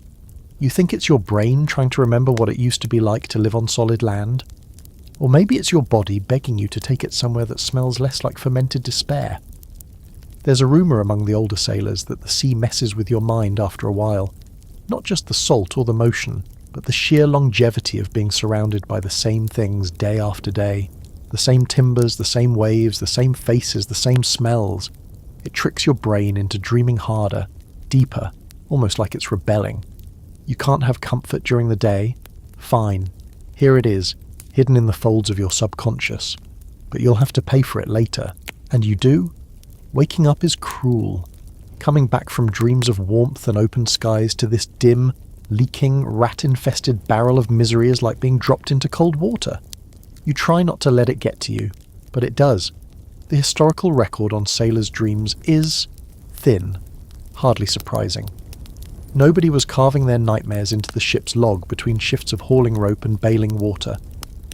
But from what little has survived, letters, journals, passing remarks, we know the dreams were intense, and often strangely domestic. Men dreaming of wives they'd barely known, of dinners they'd never eaten, of children they hadn't yet met, as if the sea had forced their minds to build something soft and warm just to fight the cold. And then there were the weird ones, like the ones Alain swears he has every time the moon is high, dreams where the ship is alive, breathing like a beast, with sails for wings and ropes that tangle around you like fingers. Or the cook, who once dreamed he was a gull, soaring so high he saw the curve of the earth, only to wake up in the middle of the night and try to jump off the stern. He broke his ankle. Never did tell us what the view was like. You've had your fair share too. That one where you were buried in grain, unable to breathe. The one where you were standing in a dry tavern, but couldn't order a drink because your hands had turned to hooks. And now this newest one, the dough floor and the sun and the singing. What did it mean? Probably nothing. Probably just your brain trying to remember what dry felt like. You glance around the hold again. It's quieter than usual. A few men have curled deeper into their cloaks. Someone is whispering a prayer. The lantern's wick is low, sputtering. Outside, the wind sounds different. Softer, but not gone. You can hear the sails fluttering like tired lungs. You lie back again, not because you think you'll sleep, but because you have to try. Sleep is the currency of survival out here. You steal what you can. Your plank is still damp. Your shoulders ache. You shift your weight, press your eyes shut, and wait. You wonder what it would be like to sleep in a real bed again. With a mattress, not straw or burlap sacks, a thick blanket, clean sheets, maybe even a pillow that doesn't smell like wet wool and roasted despair. You wonder if you'll be able to sleep when that day comes, or if your body will be too used to the sway, too conditioned to discomfort. You try to imagine it. The weight of a blanket, the soft press of a mattress, the hush of silence that isn't laced with groans and drips and muttering. It seems almost alien, like dreaming of another life entirely. And still, against all odds, your body begins to give in again. Another sailor mutters nearby. His voice rises slightly, unintelligible at first, then clear. I said, "Get off the boat." His tone is panicked. His head thrashes. You open one eye and watch as his arms jerk and his legs kick out. Sleepwalking, dream fighting. You've seen it before. He shouts now, loud enough that it echoes against the hull. A few men stir. Someone curses. Another throws a boot. The dreaming man jolts upright, confused, eyes wide and glassy. You lie still, just watching. This is the price of those vivid dreams. They're gifts, yes, but also curses. They trick your body into thinking it's free, safe, warm. And then your body wakes up and lashes out against the lie. The man rubs his face, breathes hard, and lies back down without a word. You close your eyes again, not to sleep, but to disappear. Just for a little while. Just until the next shout, or the next splash, or the next rat decides your foot looks like a decent path to take. You hope the next dream is boring. Just a field. Maybe a rock to sit on. Something still. No singing, no flying, just quiet. It starts with a footstep. Not a real one. Your eyes are closed, but your body knows the difference. Real footsteps on deck have weight. They thud and shift, the boots scraping against soaked boards in familiar rhythms. This one is dream wrong. It's weightless, sharp, like something stepping not on the ship but through it. You feel your whole body twitch. Your ears perk before your eyes open. You're not fully awake, but the sensation creeps in fast, a kind of creeping awareness that slides in through the corners of your consciousness like a fog. You're dreaming again, you think. But something's off. It feels too real, too cold. You try to open your eyes, but your eyelids resist. Your limbs are heavy. You're lying flat, face toward the hull, and something in your brain is saying, "Don't move, don't move, not yet." Then you hear it again, a step, lighter than any sailor's foot, and then another, closer. You force your eyes open this time, your lashes sticky from sea air and sleep. You're still in the hold. The lantern is out now, burned down sometime during the last stretch of unconsciousness. Moonlight filters in through a narrow hatch above, casting a soft glow across the beams. You glance around. Everyone else is asleep, or pretending to be. Alain's rolled onto his back, mouth slightly open. Gerard is snoring again, soft this time. The rest are scattered, unmoving, cloaked in their own nightly rituals, but something's different. You don't know what it is until you realise your heart is racing. Your pulse is pounding against your ears like fists against the hull. Your body is reacting to something your mind hasn't caught up with. Then, softly, something brushes your foot. You don't scream. You don't even move. You just freeze. Because that wasn't a rat. That wasn't the usual little pawed shuffle across your boots or a tail flicking past your heel. That felt like fingers. Cold ones. Thin. Deliberate. You look down. Slowly. Nothing. Just the darkness. Just your own filthy boots, resting in their damp groove against the side of your plank. Nothing else. But your body doesn't believe what your eyes are telling it. Every hair on your arms is standing upright. Your skin prickles with the unmistakable electricity of not being alone. And not just surrounded by sleeping crewmates, but something else. Something that doesn't belong. You sit up slowly. Your joints complain. Your breath stays shallow. You glance around again. A few men shift in their sleep, but no one else stirs. You're the only one awake now, and the hold is quiet in that very specific way that isn't actually quiet. It's waiting. You've heard stories, of course, every sailor has, about the ones who sleep too close to the edge and disappear in the night, their blankets left behind like shed skin. About the ones who sit up screaming at nothing, trying to claw at shadows only they can see. About the ones who start walking, eyes open, body moving, mind still dreaming, and who don't stop until they walk straight off the deck into the sea. You never thought you'd see one, until now. You hear another step, this time not near you, across the hold. You turn your head slowly and that's when you see him. Or at least you see someone. He's standing near the beam beside the ladder, half in shadow, half in moonlight. Barefoot, shirt open, hair clinging to his cheeks like wet string.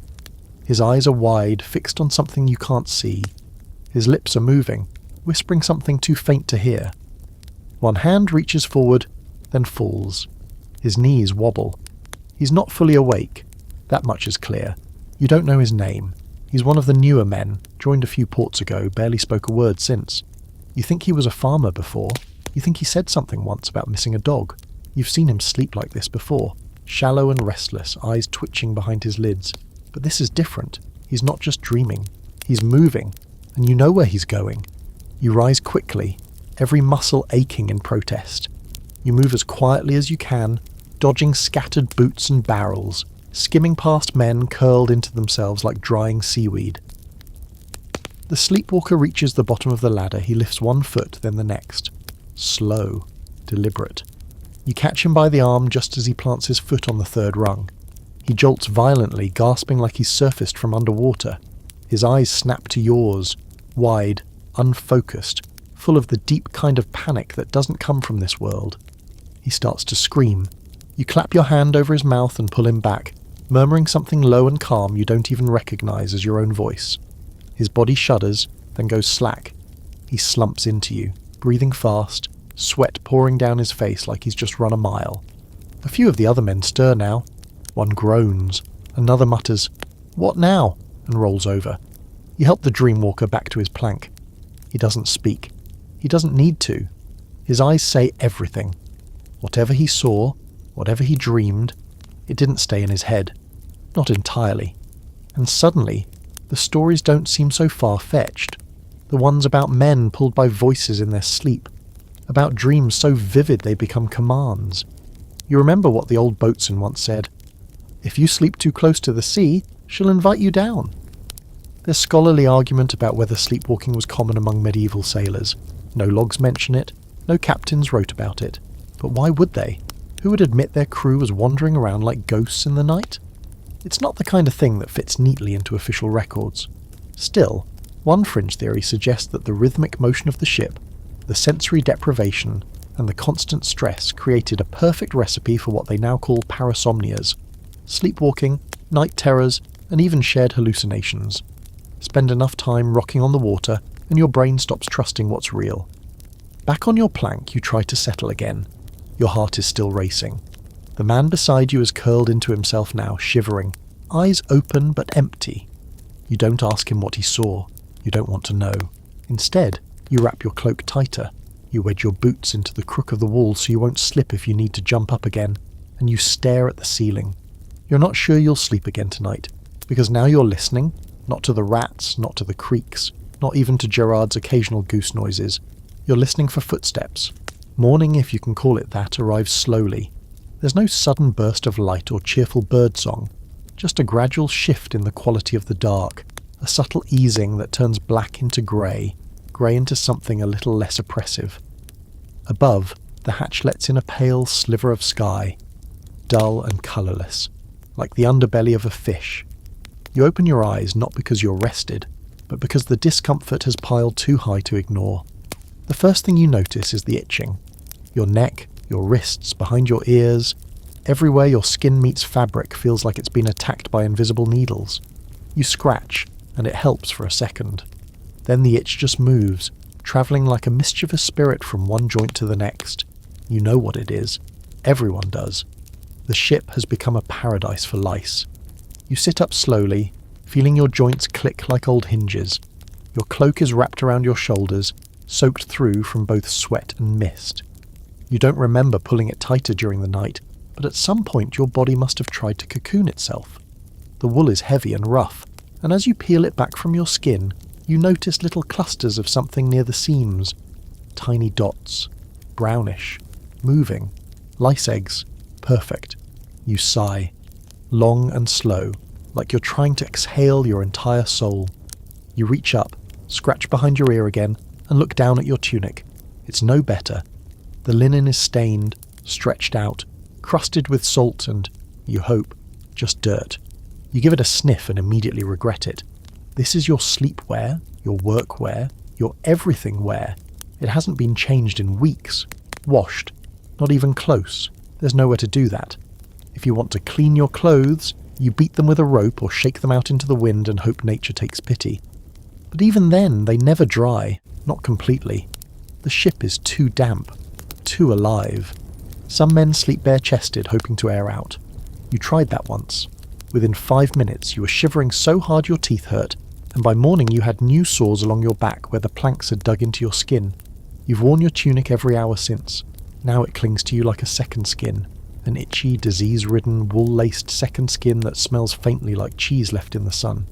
You glance around the hold. Most of the crew is waking now, stirring slowly like earthworms after a storm.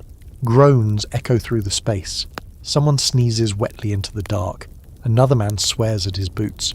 Apparently a rat chewed through the leather again. Typical. Gerard naturally is still asleep. You consider kicking him. Just a little nudge with your toe. But what's the point? He'll wake up when it's least convenient and complain the loudest. Some things are predictable. You take a moment to inspect the rest of your gear. Your socks are soaked again. No surprise. The left one has a hole forming near the heel, a fresh gift from yesterday's shift. You press your toes against it and feel a chill rush in like a whisper from the sea. And then there's the blanket. Calling it a blanket is generous. It's more of a rag. Once, long ago, it was probably thick wool, tightly woven and dyed a rich navy or forest green. Now it's mostly grey, threadbare, stiff with salt, and stiff in general. You run your fingers over it and feel patches that have crusted over from something. Not sure what. You stopped asking weeks ago. You wrap it around your shoulders anyway, or it stinks. You want to be grossed out, disgusted, offended even. But honestly, it's just normal now. This is how you sleep. This is how everyone sleeps. Swaddled in damp wool, wearing clothes that haven't known sunlight or soap in months. Battling an army of lice so bold they probably have a chain of command. One of the younger sailors, the one with the unfortunate facial fuzz, scratches at his stomach and mutters, "I think they're building a house in my navel." No one laughs. Not because it's not funny, but because we're all wondering if it might be true. A quick historical note for your sanity. Yes, medieval sailors slept in their clothes, and yes, they were almost always infested with something. Lice, fleas, even mites. There's documentation of entire ships being fumigated, after they docked of course, because the infestation was so bad. Some sailors tried remedies, vinegar rinses, ash rubbed into the scalp, even cold seawater baths during calm days. But out here, in the middle of a voyage, those luxuries are just dreams. The reality? You itch, and then you itch some more, and then you find peace in scratching. And then there's the fringe fact, because of course there is. Some believed lice were good luck, that as long as they stayed on your body you'd stay alive. The idea being, lice won't live on corpses. If they're sticking around, so are you. It's disgusting. It's illogical. And it's exactly the kind of logic that takes root when you're half mad from sleeplessness and salt exposure. You stand up, stretching your arms until your shoulders pop. Your cloak falls around your knees like a damp curtain. The smell rises with you, musky, oily, alive. You scratch behind your neck again. Then, finally, you move toward the ladder. It's time for the morning slog. Eat something vaguely edible, take your shift, and pretend your body isn't quietly falling apart. The deck above is grey and cold, but the wind is calm. That's something. The ocean stretches out in every direction like a blanket of slate. No ships, no land, just sky and water and the groan of ropes swaying lazily in the morning breeze. You breathe deep, even though the air smells like rope tar and fish guts. At least it's fresh. And then you feel it again, that itch, lower this time, somewhere, personal. You sigh, long and defeated, of course. You mutter a prayer to St. Elmo, roll your eyes toward the sky and scratch. This, you think, is medieval luxury. You don't expect to be chosen for the midnight watch. It's usually handed off to the greenest of the green, or those who made some offhand insult to the captain's dog or the cook's stew. But tonight, your name gets called, and before you can protest or fake a limp, or both, you're already being shoved toward the ladder with a lantern in one hand, and a half-frozen chunk of bread in the other. Midnight watch it is. Climbing the ladder is harder than usual. Your legs ache from the day's work, your shoulders are sore from hauling rigging, and your arms still itch from that suspicious patch of something growing in the sleeve seam of your tunic. But you drag yourself upward, step by splintered step, until the night sky opens up above you, vast and quiet and endless and cold. So cold. The sea air hits your face like a slap. Not a cruel one, more like a bored reminder that comfort isn't part of the deal here. You step out onto the deck, boots thudding softly against the planks. It's not stormy tonight. No rain, no crashing waves, just the steady groan of the ship, the flap of slack sails, and the whisper of wind slipping past your ears. You exhale, breath steaming, and settle in near the starboard rail. The sea is vast and ink-black beneath the moon, smooth like oil, glinting faintly where the stars scatter their reflection across it. No waves tonight, just slow rolls beneath the surface, like a great beast breathing in its sleep. This is what passes for a gift out here. A calm night, a sky full of stars, and 4 hours of silence where no one's screaming or vomiting or bleeding. You lean against the rail, fold your arms over your chest and let your shoulders settle into the rhythm of the rocking ship. It takes time to realise how quiet everything is. You've spent weeks surrounded by noise, the shriek of wind through ropes, the pounding of rain, the constant bickering below deck, the rats in the walls, the dripping from above. Even sleep is loud out here. So this moment, this rare, sprawling stillness, is so alien, it makes you tense at first. Your ears keep reaching for sound, for movement, for signs of something going wrong. But nothing happens, and slowly your shoulders drop. But there's something else here tonight, the stars. You don't often get to really see them, but now, with the clouds gone and the sea calm, they explode across the sky in dizzying numbers. They don't twinkle like they do in stories. They shimmer, yes, but mostly they burn, white and blue and yellow. Some flicker like dying candles, others just sit there, bold and unmoving. You try to count them. You fail instantly. There are too many. It's beautiful and unnerving, because the longer you stare, the more it feels like they're staring back.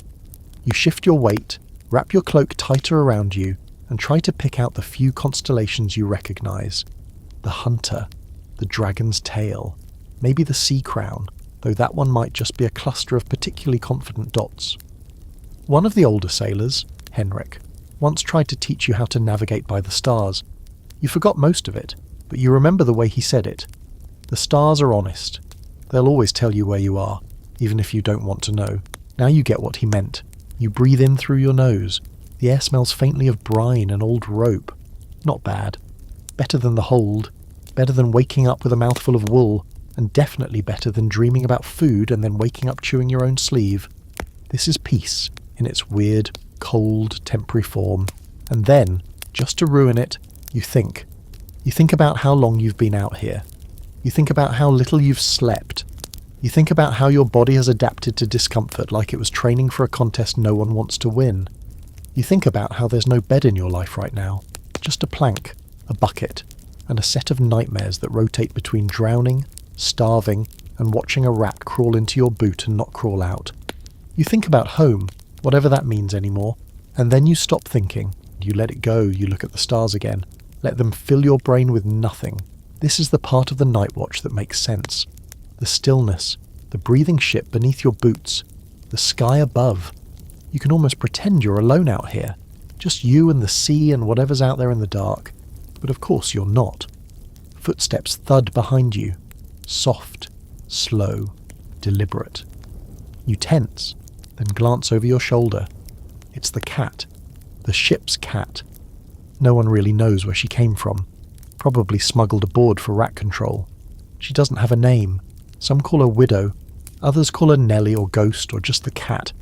She's jet black, missing a bit of one ear, and walks like she owns the ship. Which, arguably, she does.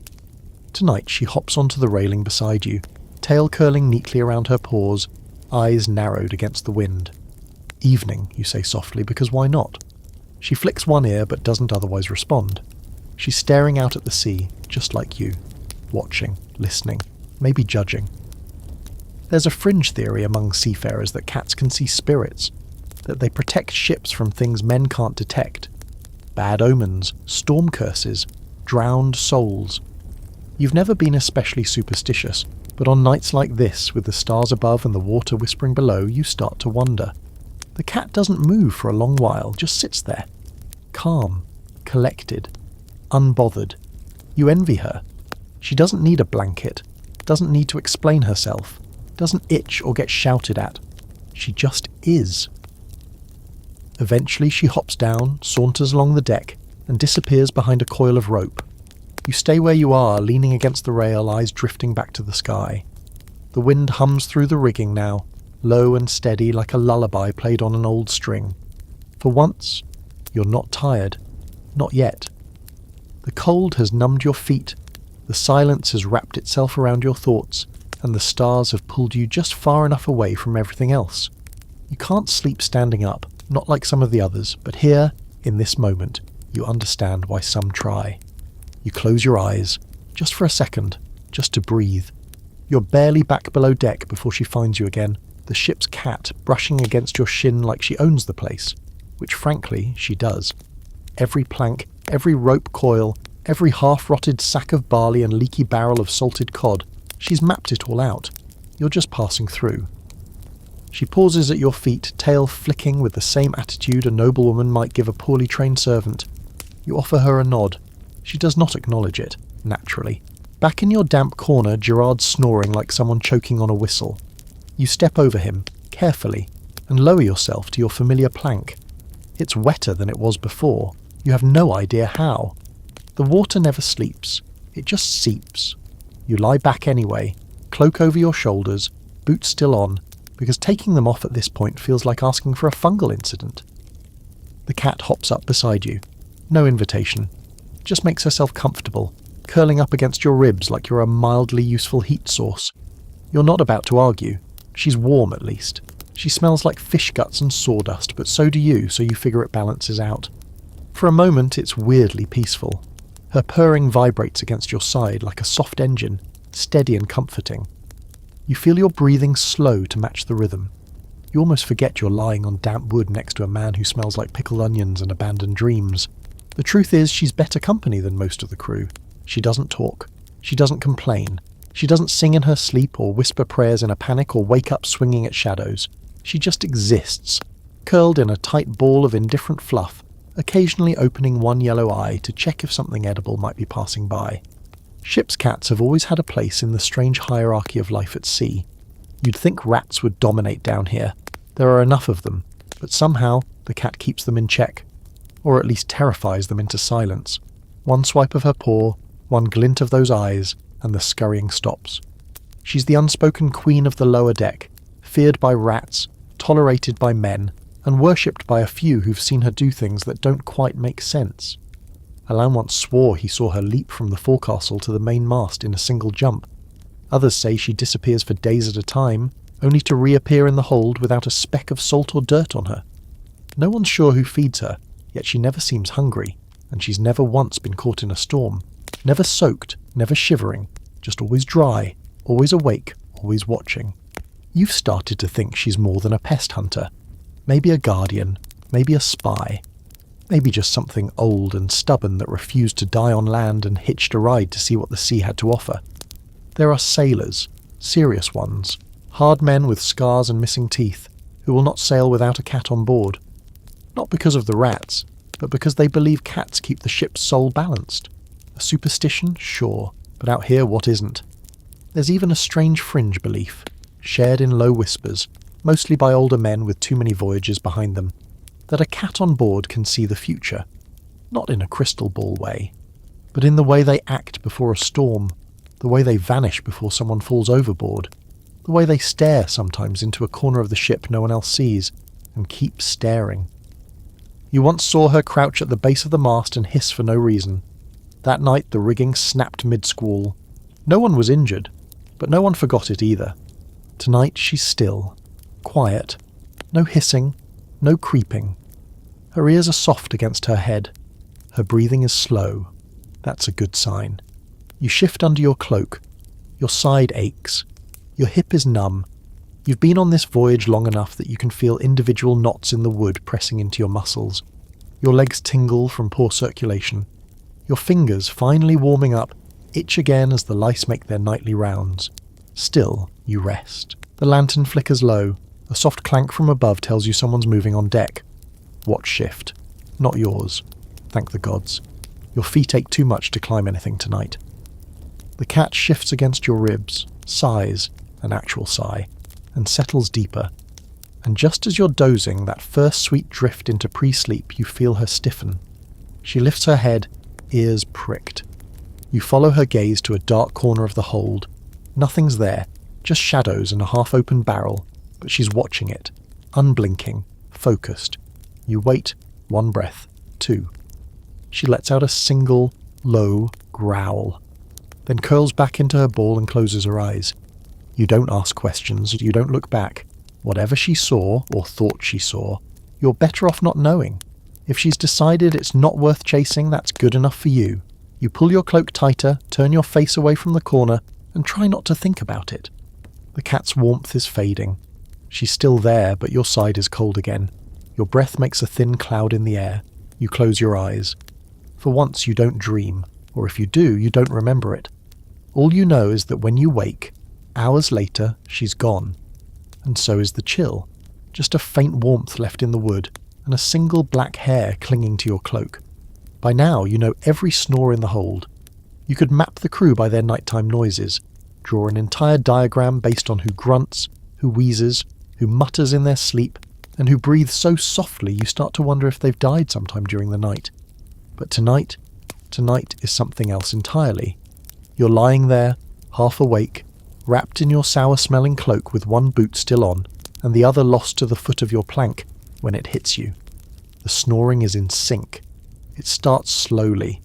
A low drone from one end of the hold, then another joins it, slightly off at first, like a late addition to a choir, then a third, a fourth.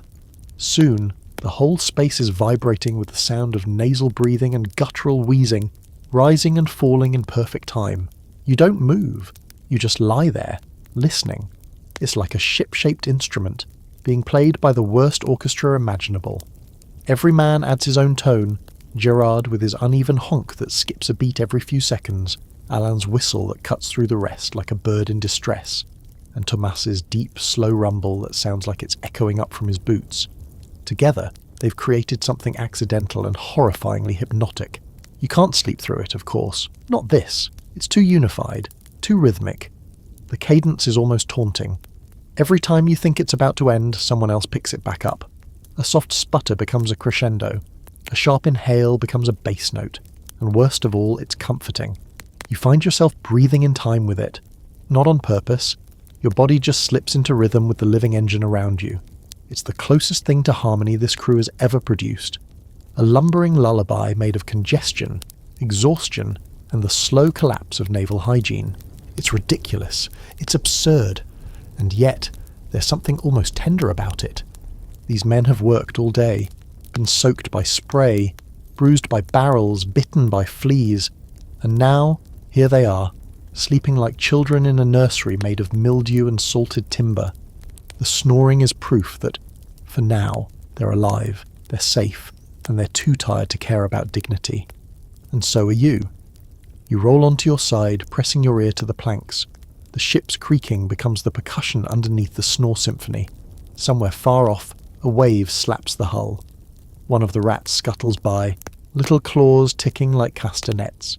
You think of music halls. You think of lullabies from when you were a child. A warm hand on your back. The rise and fall of someone's breath beside you. It all feels connected now, in some weird, impossible way.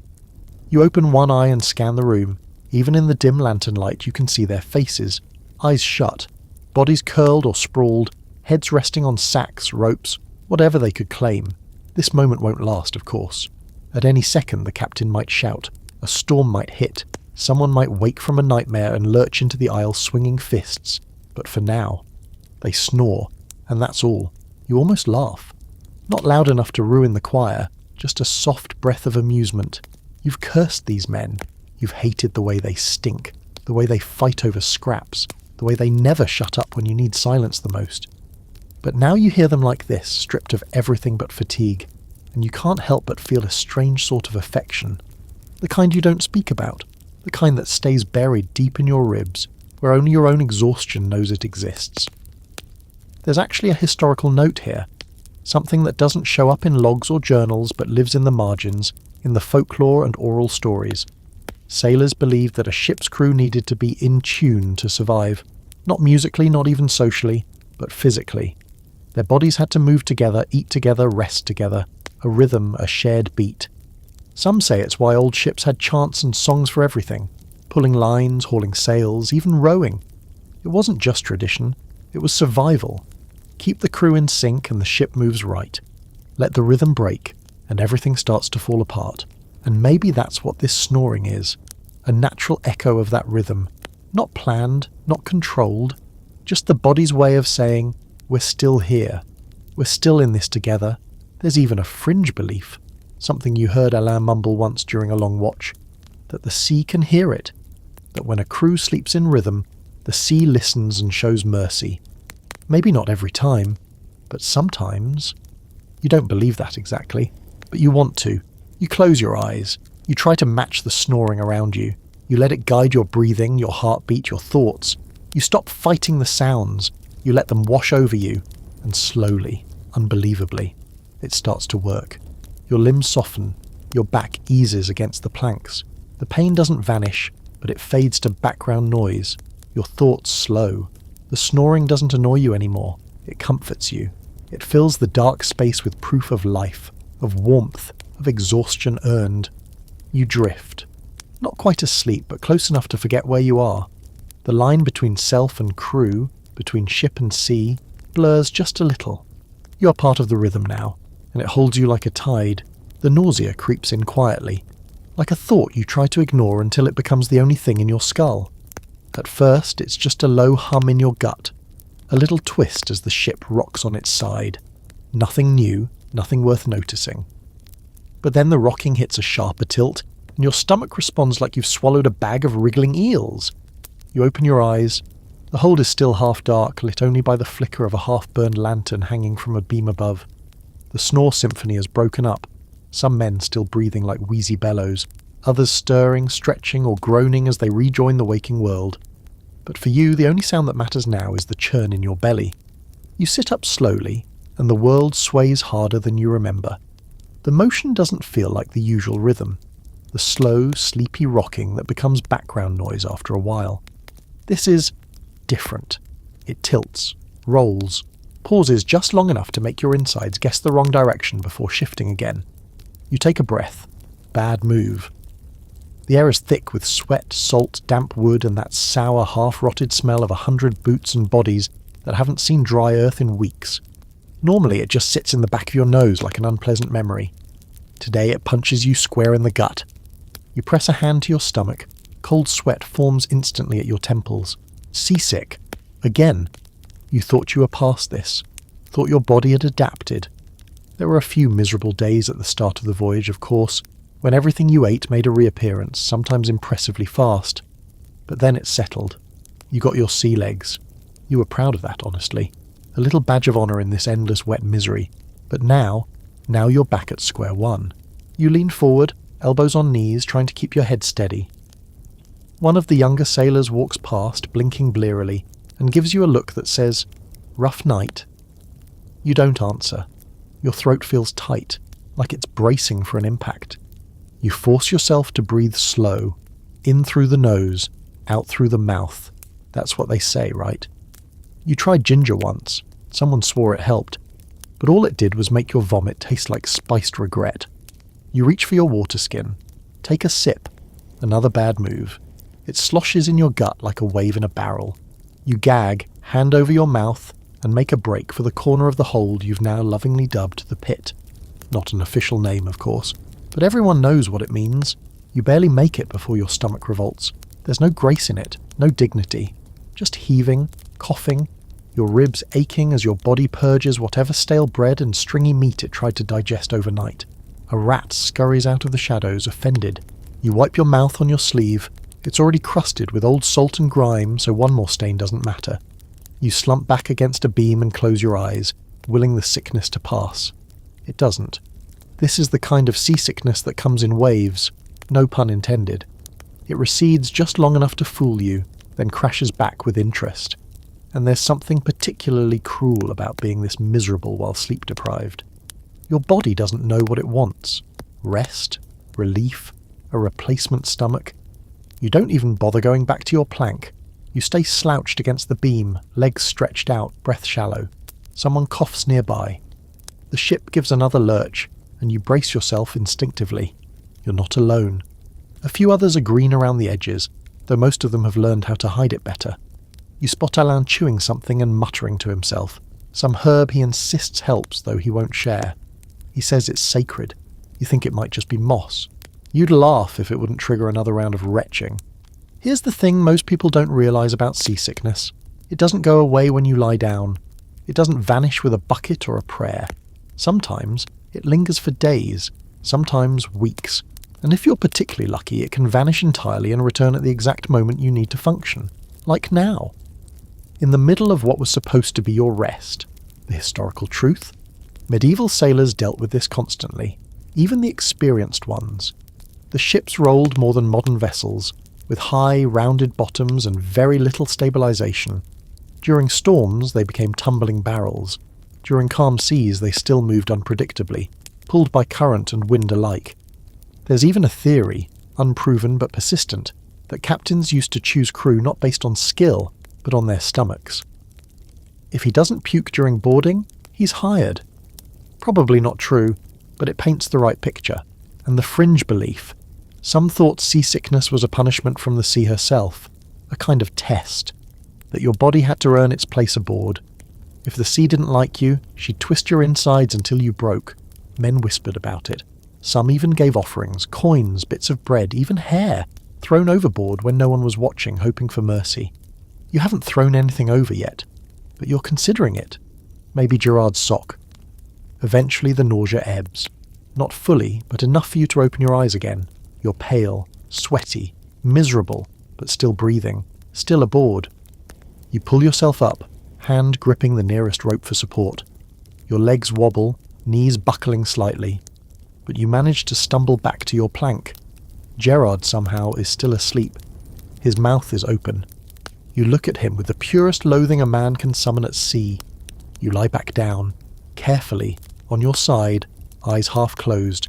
The ship rocks again, but now you're ready. You breathe with it, not against it.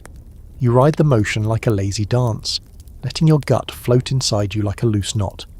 You tell yourself you'll never eat again, that bread is the enemy, that if anyone offers stew today you'll leap overboard. Then you burp, and against all odds it doesn't kill you. Progress. You're not sure who said the sea has a mind of her own, but they were definitely a sailor, and definitely someone who lost a few too many friends to things they couldn't explain. Maybe it was Alain, or the cook, who only speaks in curses and long stares. Or maybe you heard it your first week aboard, back when your stomach was still intact and your skin hadn't grown a crust of salt and sleep deprivation. Tonight the mind of the sea is restless. The wind has picked up again. Not a storm, yet, but something's building. You can feel it in the deck boards under your feet and in the way the sails above groan like a beast turning in its sleep.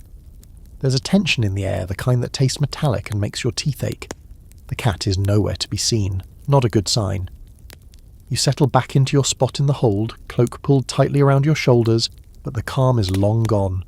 You know you won't be sleeping anytime soon, not with the ship creaking like it's about to spill secrets and the air thick with that strange pressure that always comes before something bad.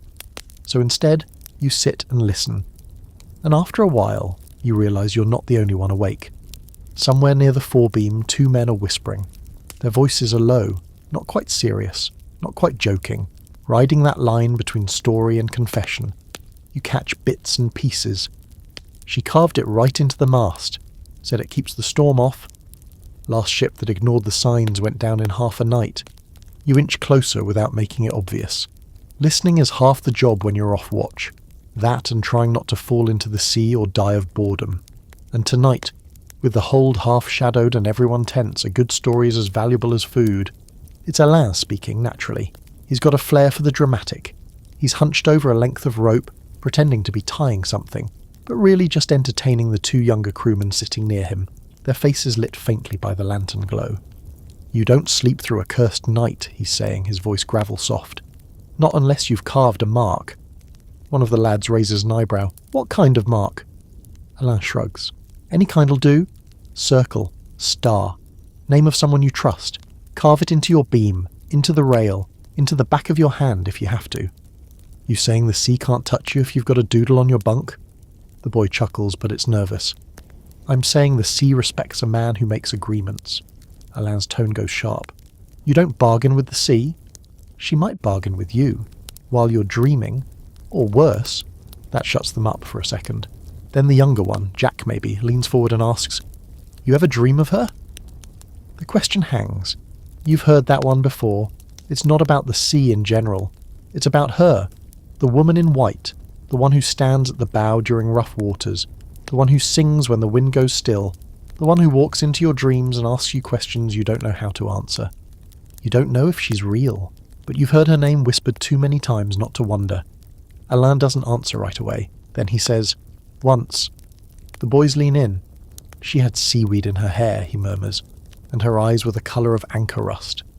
Said I'd sleep forever if I kissed her. Woke up soaked in seawater and blood. My own nose, I think. Someone lets out a low whistle. You lie back on your plank again, eyes half closed now. The tale's taken root.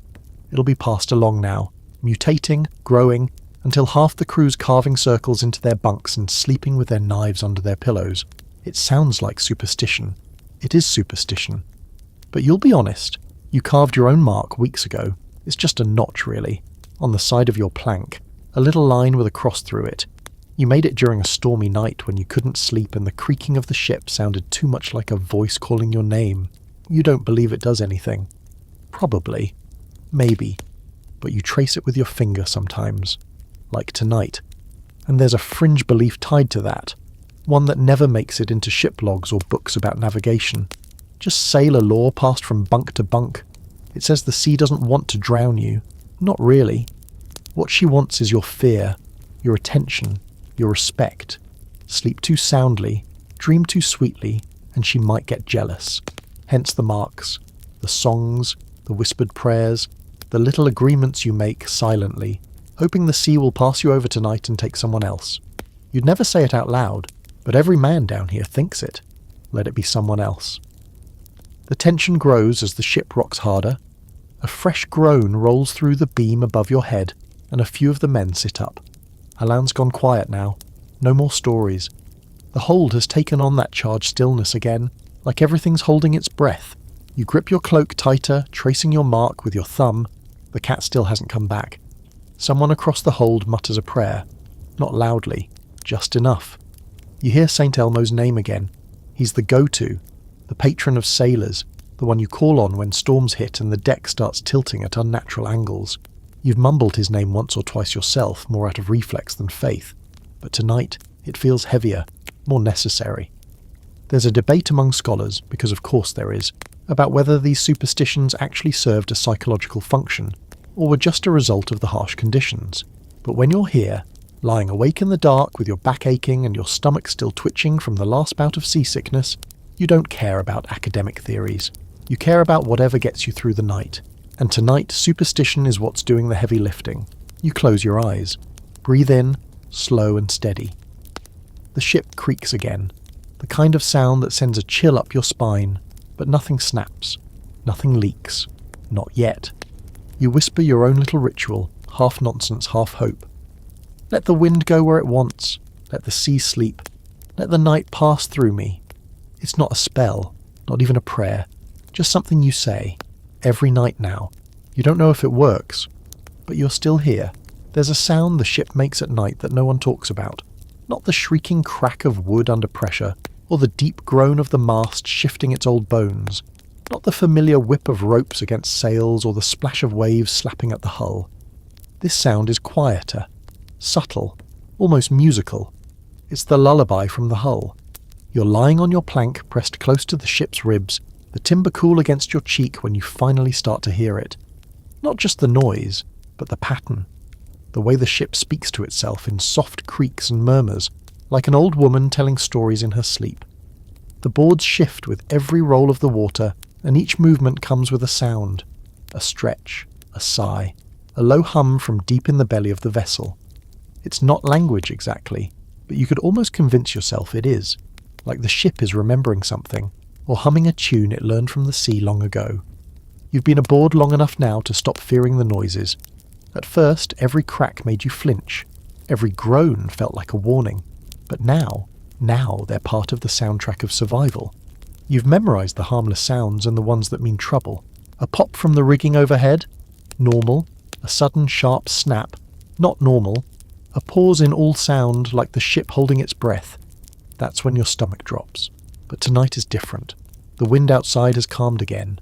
Not fully, never fully, but enough that the sails hang a little slack, and the motion of the waves is steady, rhythmic, predictable. And so, the ship sings. Not out loud, of course, but in the way her joints move, the way the timbers rise and fall like lungs, the way the entire hold creaks in harmony, as if the ship is rocking you to sleep, not the other way around. You press your palm flat against the floor beside your bed, fingers splayed. You can feel the vibration in the wood, soft and low, like the rumble of a cat's purr if the cat were made of oaken nails and was constantly trying to murder you in storms. It's oddly soothing. There's something deeply ancient in the rhythm. You can imagine sailors from 100 years ago, lying exactly where you are now, hands pressed to the same boards, hearing the same lullaby. Someone snores nearby, deep and regular. Another mutters in his sleep, the usual chorus. But even their sounds fade into the background as the lullaby gets into your bones. There's a fringe belief among sailors, one of the strange ones, not openly spoken but passed quietly between bunks, that a ship's soul lives in the sound of her timbers, that when you sleep close enough, long enough, she starts to sing to you. Not everyone hears it, only those who've earned her trust, or maybe just those who are too exhausted to fight it. Alain naturally believes it completely. He says it's how old ships choose who survives. They test you first, wear you down, and then when you've broken enough times, they sing you to sleep. If you hear the song, it means the ship's accepted you. If you don't hear it, well, maybe you're just not listening hard enough, or maybe you don't belong here. You used to laugh at that. Now you're not so sure, because tonight, as your eyes begin to drift shut, the lullaby gets clearer. It's not words, just sound. A kind of long, low sigh through the boards, steady and endless, like the ocean exhaling. It weaves through the groans of the mast and the whisper of ropes shifting above. A melody made of weight and wood and weather. The ship isn't fighting the sea tonight. It's floating with it, breathing in rhythm, dreaming. And you, for once, feel like maybe you can dream too. Your body, for all its aches, begins to unwind. Your feet tingle from where the cold has finally given up and gone numb. Your hands are sore but relaxed. Your head rests against the damp plank like it was carved to fit your skull. And the itch, the lice, the crawling sensation beneath your shirt, still there, but less important. The lullaby is louder. There's even a point, brief, fleeting, where you stop thinking about the rats, the ghosts, the dreams of drowning. You don't worry about your next shift or whether the cook will try to pass off spoiled fish as breakfast again. You don't even care that your blanket smells like someone else's armpit. You just listen, and you breathe. And for the first time in too many nights, your body isn't flinching from rest. It's welcoming it. Scholars, of course, debate whether any of this has merit. They say sailors were simply sleep-deprived, that their brains learned to turn repetitive noises into comfort, that after weeks at sea, your mind needs a pattern to cling to, so it invents one in the sounds around you. They call it psychological adaptation. Maybe they're right. But as you lie here, your fingertips on the boards, your ear pressed close, it doesn't feel like invention. It feels like invitation. Like the ship, for once, is telling you, you can rest now. I've got this. It won't last. It never does. You'll be shaken awake in a few hours, called back to the deck. The wind will return, the sails will strain, and the peaceful rhythm will splinter back into chaos. But right now, the hull is singing and you are part of the song, and you sleep. The captain's quarters are quiet, as they always are when the rest of the ship is groaning, snoring, puking, or otherwise sounding like a choir of exhaustion. You're not usually up here, at least not for long, but you've been assigned to bring something to the door. A chart, rolled and tied. Nothing dramatic. But it gives you an excuse to peek into the one place on the ship where sleep might possibly be a little less miserable. You knock, no answer. You knock again, and after a long moment a voice grumbles, "Leave it." So you do, setting the scroll by the door, but you linger, just for a few seconds, because inside that door is the captain, and unlike the rest of the crew, he has a bed. A real one, or at least what passes for one at sea. You've caught glimpses. A narrow-framed bunk wedged against the back wall, sometimes with a wool blanket that doesn't look half-rotted. A pillow that seems suspiciously clean. Maybe even straw-stuffed cushions, luxury bordering on sin. No rats, probably. No feet in his face unless he invites them. No barrel of pickled fish stored underneath. No sleepwalking deckhands tripping over his knees in the night. But even so, you wouldn't trade places with him, because when the rest of you are snoring or trying to, or at least faking it under a damp cloak, he doesn't really sleep. He waits. You've seen him in the early hours, standing by the tiller like a statue, eyes red-rimmed, jaw set, hands gripping the rail so tightly the veins show. While you dream of food or beds or women with normal teeth, he's charting stars, counting wind shifts, worrying about cargo, wondering if this is the trip that finally goes wrong. Sleep for the captain comes in pieces, a half hour here, an hour there, always with one boot still on, always with one ear tuned for footsteps or shouts or, worse, silence. Because silence means something's coming. You head back below, footsteps light, and rejoin the rank and file. Gerard is snoring again. Of course he is. Thomas is playing his favourite nightly game. Is that my blanket or yours? A couple of men are mumbling in their sleep, but nothing violent yet. You slide back into your space. Your back hits the familiar plank. The warmth has mostly fled, but the shape of your body is still there. Indentations, friction polish spots, places where your ribs have practically worn grooves. You settle into it with a sigh. You wonder what it's like for the captain, lying in that private room, maybe with a lamp still burning, maybe with a map on his chest like a paper blanket. You imagine the sound is different up there, less breathing, less farting, less people. But maybe that's worse. Too quiet, too many thoughts. He can't fully trust anyone else on this ship. Not really. That's the curse of rank. Every man here would follow an order in a storm, sure, but sleep? Trust? That's another matter. So he watches, he listens, he lays on a nicer bed and dreams of less than you do. That's the trade. There's a fringe belief, old and mostly forgotten, that captains don't dream at sea, that the weight of command drowns it, that the sea doesn't let them. If they start to dream, they miss something. A gust, a shift, a sail out of place. So the sea takes their dreams and gives them nightmares instead. And so, while the rest of the crew may wake gasping from sleep, the captain often just lies there, eyes open in the dark, already aware of what's gone wrong. You're not sure if that's romantic or just depressing. You've only seen him truly tired once, middle of a gale. The crew had been working non-stop. The deck was chaos. Lines snapping, sails flapping like mad beasts, the waves breaking high enough to soak your eyebrows. And amid all that, the captain sat for a second, just 1 second, atop a barrel, elbows on knees, head hanging like his spine had given out. Not asleep, just drained, just human. Then he stood, shouted orders, steered into the wave, like sleep never mattered. Tonight you find yourself weirdly grateful that someone else is up there right now, awake, thinking, while you lie in your own damp pocket of misery. The ship shifts slightly, a soft lean to port, and you hear a faint creak from above. His footsteps, maybe. You don't envy him, but you respect the hell out of him. You remember what it felt like early in the voyage, when you were still green enough to be scared every time the hull made a new noise. You'd glance toward the captain, waiting for his reaction. If he looked calm, you tried to convince your bladder to follow suit. If he looked tense, you started writing your will in your head.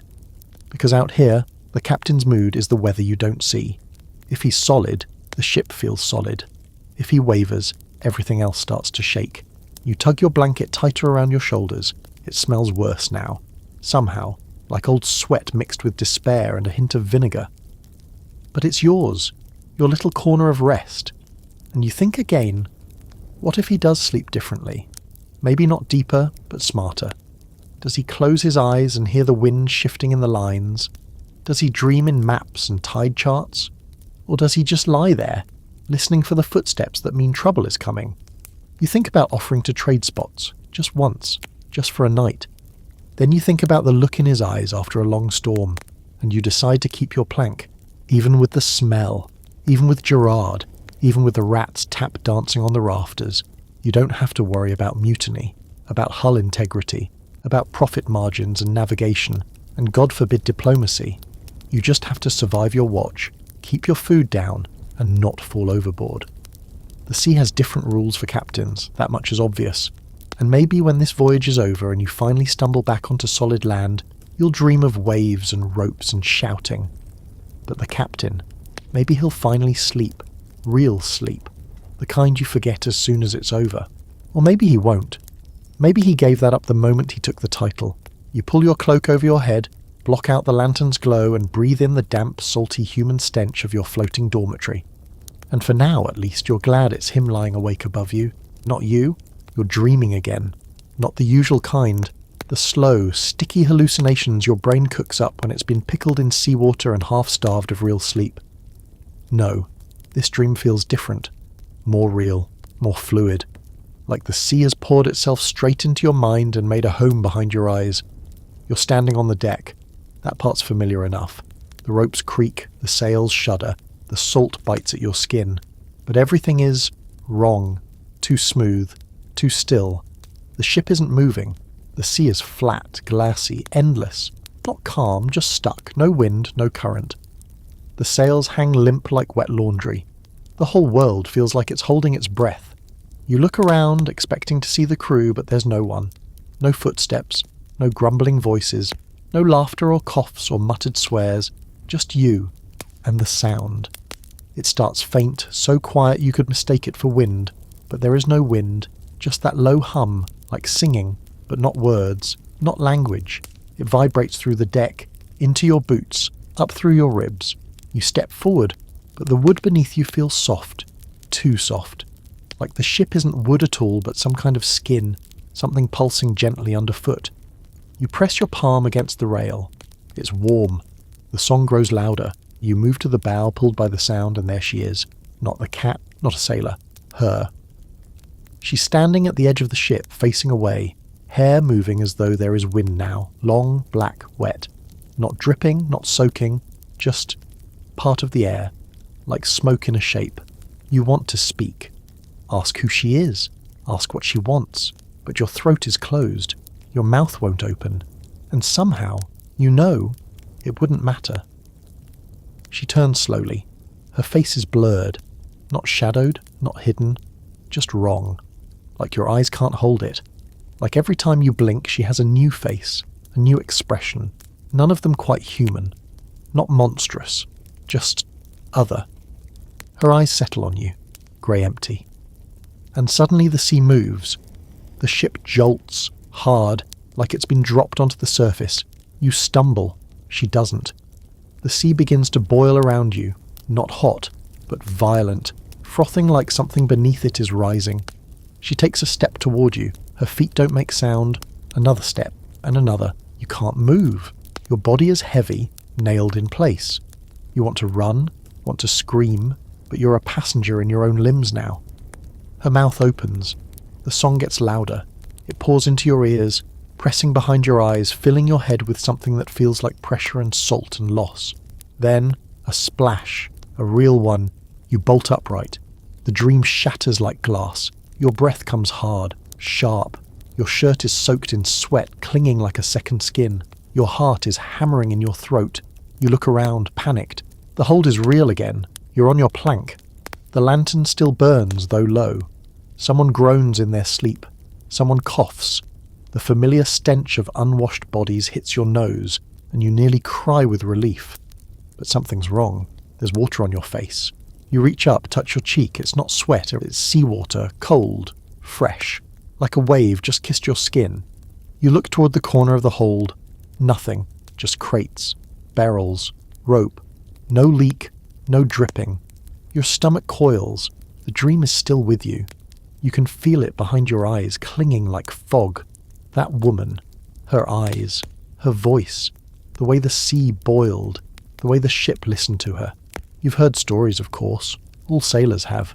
Stories of sea spirits, drowned women who haunt the water, creatures that appear in dreams when storms are near, or when death is coming, or when the ship's forgotten its place in the order of things.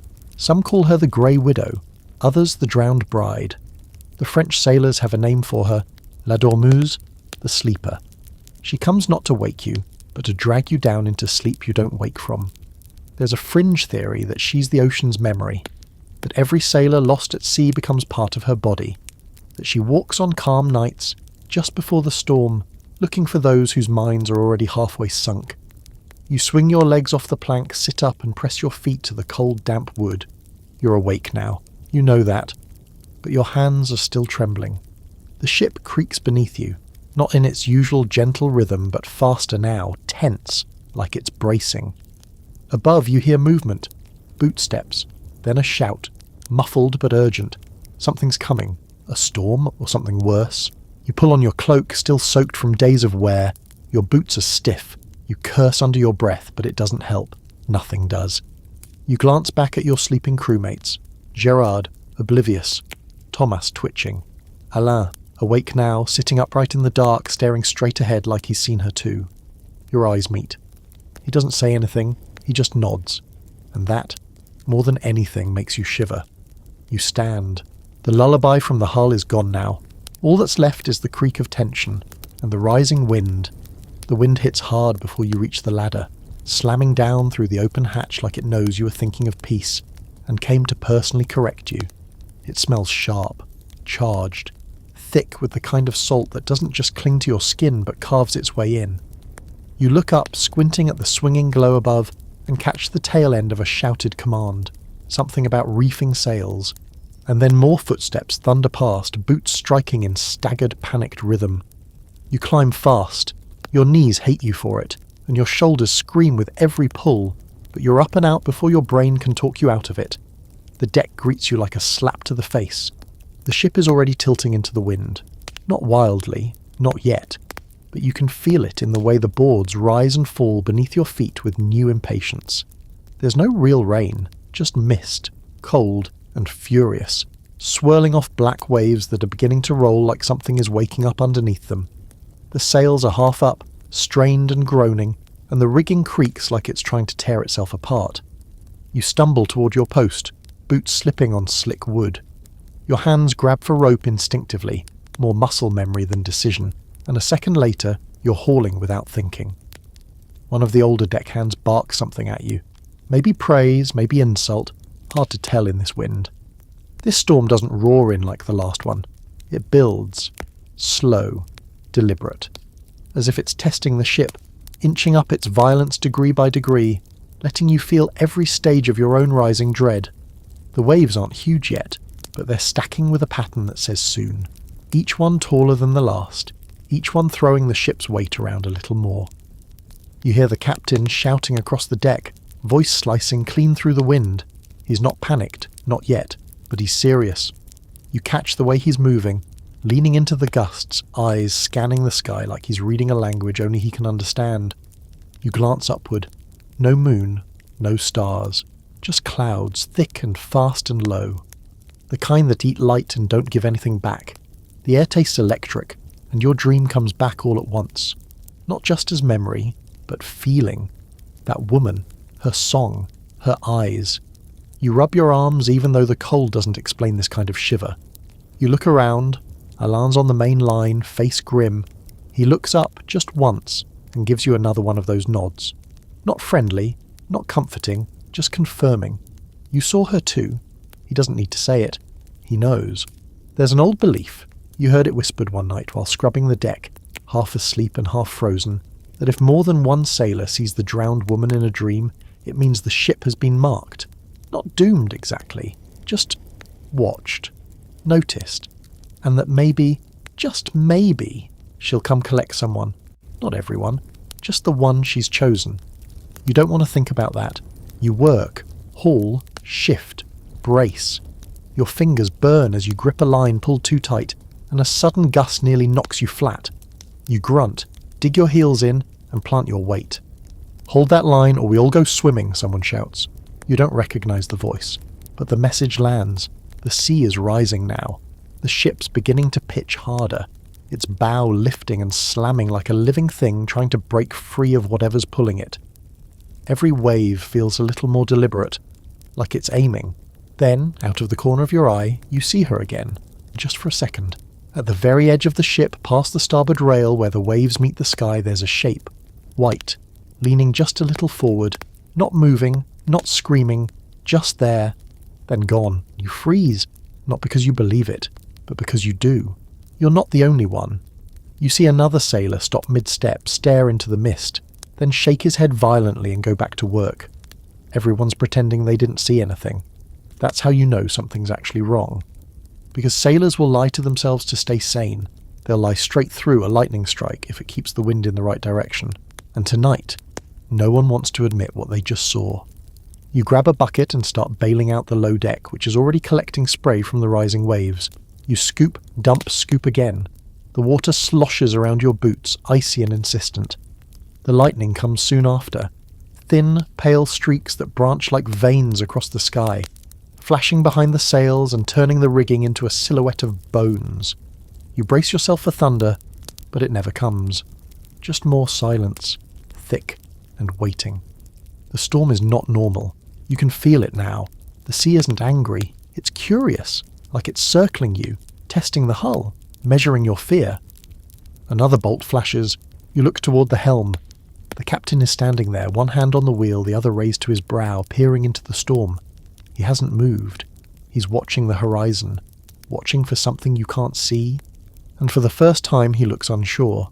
The hold is probably chaos by now, men tumbling, barrels rolling, curses flying. But up here, no one has time to complain. Every man is just hanging on. Rope, rail, instinct. Your muscles are screaming. Your lungs burn with cold air, but your mind is the worst part, because it keeps replaying that dream. The woman, her voice, her promise. You remember her mouth forming words without sound. You remember the way your body wanted to step forward, even as your brain begged you not to. You look to Alain again.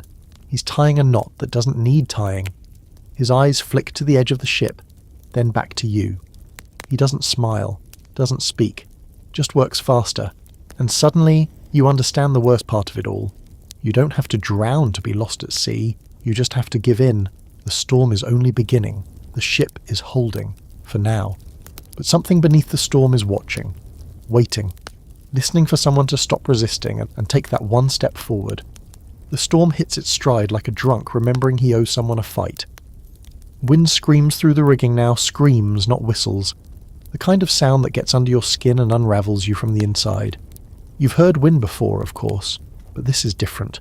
This wind sounds personal, like it knows your name, like it's trying to claw it out of the air just to spit it into the sea.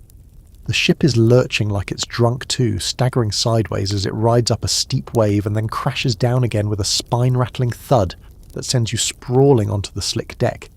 You barely manage to hold onto the rope in your hand. You bite your tongue on the way down and taste blood. Doesn't matter, can't stop. You haul yourself upright, feet wide, knees bent, eyes half shut against the spray. You're soaked through, like everyone else. There's no such thing as staying dry in this kind of madness. Your cloak clings to you like seaweed, heavy with brine, tugging at your limbs every time you move. The sky has gone a full shade darker now. It's not black, it's blue-black, deep and unnatural, like ink spilled across the clouds. The lightning is coming more often now, so bright it burns your eyes when you forget to look away. And still, no thunder. That's the worst part. You expect the boom. You brace for it. You flinch every time the sky cracks open. But it never comes. Just flash after flash, silent and sharp, like the sea is taking photos of your last moments and doesn't want the shutter noise to ruin the mood. The captain barks more orders. You can't hear them anymore. You don't need to. At this point, you're working on pure instinct. Grip, brace, pull, tie. Every movement is survival. There's no room for thinking. Thinking gets people killed. Someone near the bow slips and vanishes over the edge. You see it happen. 1 second he's there, crawling across the deck. The next, gone. No scream. Just a splash swallowed by the storm. You don't even have time to react. The ship jerks again, and you slam back against the mast, the wind forcing itself into your ears like 1,000 knives. Your knuckles tear against the rigging as you tighten the knot that holds the lower sail. Your fingers are trembling. Cold? Fear? You're not sure. Probably both. It's hard to tell anymore where your body ends and the storm begins. Around you, the crew moves like shadows. Figures in cloaks and loose tunics soaked to the bone. Faces pale, hair whipping around like seagrass. No one speaks unless they have to. Everyone's eyes are wide now, darting toward the rail, because she's out there again. You see her, every few flashes. Not on the ship this time. In the waves, tall, pale, standing upright where no one should be, where nothing should be, her white dress trailing into foam, her arms outstretched, not waving, not beckoning, just open, like she's offering something, like she's inviting. And behind her, the sea surges. You force yourself to look away. You don't want to, but you have to. You know what happens when sailors stare too long. That story Alan told, that wasn't fiction. That was a warning. And if the look on his face right now is any sign, he's seeing her too, and he's terrified. You scramble back toward the middle of the deck, ducking under the boom as it swings overhead, missing your skull by inches. You land hard on your knees beside the main hatch and brace yourself. A massive wave breaks across the deck, sweeping 2 men off their feet. You throw out an arm blindly and catch one by the collar. His weight yanks your shoulder nearly out of its socket, but you hold. He gasps, clinging to your arm like it's the last rope in the world. Together you crawl back to the mast. He doesn't say thank you. You don't ask for one. Nobody talks now, because the ship is groaning. Not creaking, groaning. Long and low like something alive in pain. The wood beneath your feet is soaked, warped, strained past its limit. You feel it in the pit of your stomach, that awful shift in the structure, like the ship is deciding whether it's worth keeping itself together anymore. You slap a hand against the mast and whisper something. Not a prayer, just words. Not yet. Because you need this ship to hold. Not for glory, not for coin, not even for home, just to survive the night. There's a theory, one of the oddball scholarly ones, that old ships responded to their crew. That enough hands on the wheel, enough men working in sync could convince a ship to hold together through the impossible. No magic, just willpower, muscle memory, desperation. The power of belief when belief is the only thing between you and the deep. You don't know if it's true, but right now, you choose to believe it. Because if you don't, the next wave will kill you. You climb to your feet again, stumbling toward the mainstay, eyes locked on the line that's gone half loose. If it snaps, the sail will whip free and take someone's head off. You lurch forward, grip it, tighten. Your hands are raw now, the skin is gone from 2 knuckles, the salt stings like fire, but you tie it. You hold, you brace. Another flash, she's closer. Not in the waves anymore. On the rail, right side, midship, just watching. The wind hits hard, shoving you sideways. You catch the rail with your elbow, pain sparking up to your shoulder. You glance again, she's gone, and suddenly it's quiet. The wind is still blowing, the sails still strain. But for one terrible moment, everything feels muted. The sea flattens, not entirely, but enough that the motion is wrong. It doesn't roll anymore. It tilts, waits. Then, from the depths, a sound rises. It's not thunder, but it's not wood breaking, it's singing, soft echoing. The same song from your dream. You close your eyes, just for a second, not to sleep, to block it out. You press your palms to your ears and whisper your mark word again. Let the wind go. Let the sea sleep. You don't open your eyes until the wind slaps you again. When you do, she's gone, and the storm, real storm, returns. Fury, rain, wind, noise. But that's okay. You can fight a storm. You can't fight the sea when it starts choosing. You don't remember when the storm began to end. Not really. It doesn't stop with ceremony. No trumpet of calm or sunshine cracking through clouds, like a stage light saying, "We're done now." Number. It's more like a slow retreat, a fade out. The tantrum's over, the furniture is broken, but no one's ready to look each other in the eye yet. The waves start rolling instead of slamming. The wind, still biting, backs off just a little, enough for you to stand without hunching like a wet rat. Your ears are ringing from the constant noise, but now there's space in the air again. You can hear your own breath, feel your fingers, though they ache like they've been individually interrogated by a hammer. The ship floats like a corpse, motionless for a moment, suspended between storm and silence. You're crouched beside a coil of rope near the mainmast, boots filled with cold water, cloak hanging heavy around your shoulders like the world's worst blanket. You haven't moved in minutes, maybe hours. Time has gone strange. Your body is done fighting. You're not standing because you're strong. You're crouching because you're still here, and that's the closest thing to victory right now. Someone coughs behind you. A voice rasps, "Is it over?" You don't answer. Not because you're being dramatic, just because you don't know. You look up, the sky's a mess. Grey piled on grey, streaks of angry silver, with gaps just beginning to show where the storm has shredded itself. The horizon is visible again, jagged lines where waves crash lazily now, no longer angry, just spent. The kind of waves that come after a fight and don't really know what to do with themselves. The captain stands at the helm, soaked, statue still. His beard drips seawater. His eyes scan the horizon like it personally offended him. You wonder if he slept at all last night. Probably not. He looks like a man who lost a piece of himself out there. You wonder how many times that's happened. "Check the lines," someone yells, voice cracking from overuse. "Where's the cat?" another asks. You blink. That is a good question. You scan the deck. No sign, which is odd. She always appears after storms. Always. You've seen her more than once padding calmly across the soaked boards after the worst of it, like she'd been napping in a dry spot while you were all fighting for your lives. That's part of the mythos. She shows up, the ship's safe, and everyone gets to exhale. But not this time. The line of superstition unspools fast in your brain. The cat didn't come back. The sea marked us. She chose someone. You don't like where that thought goes. You pull yourself to your feet slowly. Every joint protests. Your legs are stiff and your hands are raw, blistered from rope and salt. You move like an old man, like someone who survived something, which you suppose is exactly what you are now. Around you, the crew starts checking damage.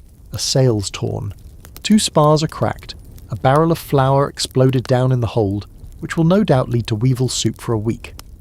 One of the younger sailors, Jack, has a dislocated shoulder. Someone else has a black eye and doesn't remember where it came from. Thomas has a gash on his forehead and is asking where his boots went. No one knows. But no one else is dead. At least not that you can tell. You head down below deck to check your berth, half expecting to find water up to your ankles, or worse, rats on parade with bits of spoiled biscuit.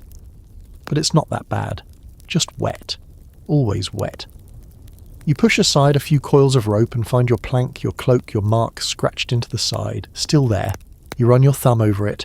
It feels stronger now, as if the storm sharpened it. You sit, carefully. Your knees click like rusty hinges. The hold smells like wet cloth and old smoke, and something else. Faint, metallic, unsettling. You follow your nose toward the corner near the barrels. You stop. You see the cat, or what's left of her. She's curled in a strange position, too still. No breath, no twitch of tail. Her body is dry somehow, bone dry like she'd been sucked clean of sea. Her eyes are open, staring. Her fur is flat, her mouth just slightly open like she was about to hiss. You don't touch her, you back away, slowly, respectfully. Somewhere, deep in the cultural junk drawer of sailor logic, there's a hard rule. You do not touch the dead cat. You return to your plank, sit again, and this time you don't trace your mark. You add to it just one little line, a crossbeam. No reason, just a feeling. The others don't talk about her, not out loud, but word spreads fast in close quarters. You can feel it in the shift of the air. Everyone knows. Everyone feels it. The cat's gone. The ship survived. But the sea took something. Maybe it was her. Maybe it was one of you and you just haven't figured out what part yet. There's a fringe tale, passed in hushed tones around barrel fires and behind stacked crates, about the cat's purpose on a ship. Not to hunt rats. Not really, but to carry the weight. She's a lightning rod for curses, a charm with a heartbeat. If she dies, she takes something with her. A name, a fate, a storm that would have been worse. Or maybe that's just a bedtime story for sailors who don't want to admit they're always one gust away from drowning. You don't believe in fate, but you do believe in her, and you believe in what this ship feels like right now. Heavy, not from water, not from storm damage, from memory, the kind that lingers. You lie down, finally, not to sleep but to rest. The lullaby from the hull doesn't come tonight. It's quiet. The kind of quiet that feels like someone listening. You close your eyes, just for a second, and when you do, you see her again, standing beside the dead cat, smiling. You don't wake so much as surface, like something submerged just long enough to forget it was ever meant to breathe. Your eyes crack open in the dimness of the hold, the lantern swinging above you on its usual lazy arc. The ship creaks under your ribs, familiar, damp, still floating, which at this point is about all you ask for in a morning. Or maybe it's not morning. It's hard to tell. Below deck, time is more of a suggestion than a reality. No sunrise here, no birdsong or warm light filtering through windows, just wet wood, sore joints, and the perpetual smell of half-dried mildew and regret. You sit up slowly. Your body protests like it's still holding a grudge from last night. Your hands are stiff. Your back is one tight knot from shoulder to hip. Your ankle's swollen from the way you twisted it bracing during the storm, and your tongue tastes like you've been chewing rope and iron. Gerard is snoring again. Still. Forever. You don't even check to see if he's alive anymore. You just assume the breathing will continue. And if it stops, well, fewer smells in the hold. You look to the corner. The cat is gone. No body. No trace. Just a slight smudge in the dirt where she lay, as if she'd never been there at all. You blink, confused. Part of you wonders if your memory is slipping, if last night was another dream. But no. You remember the way she looked. Too still. Eyes open. Mouth parted like she had one last thing to say. The image burned itself into your brain. And now she's gone. You pull on your boots, stiff with salt and time, and make your way up to the deck, your legs feeling about as stable as a chair with one too many legs snapped off. The sunlight is brutal after so long in the dark. Not warm, not friendly, just bright, like the sky is suspicious of your existence and is trying to examine you under a magnifying glass. But the sea is calm now, still. glass-like almost. The sails are full but not straining. The crew moves with that strange hollow quiet that always follows a big storm. No shouting, no bickering, just soft voices, hands tightening knots, eyes scanning lines and masks for signs of damage. You catch the cook muttering to himself while stirring a pot of something that smells like boiled sawdust. It's probably the best meal you'll have all week. You find Alain at the port rail looking out over the water, his fingers tracing something on the wood. You glance down and see a small mark carved there. Nothing obvious, just a small crescent, almost like a smile. He sees you, nods, doesn't speak. Neither do you. Some things don't need commentary. The captain is at the helm again, of course. He looks different now, not tired. He always looks tired, but quieter. There's something in the way his shoulders slump, something in the way he looks at the horizon like it owes him an apology. You wonder what he saw last night.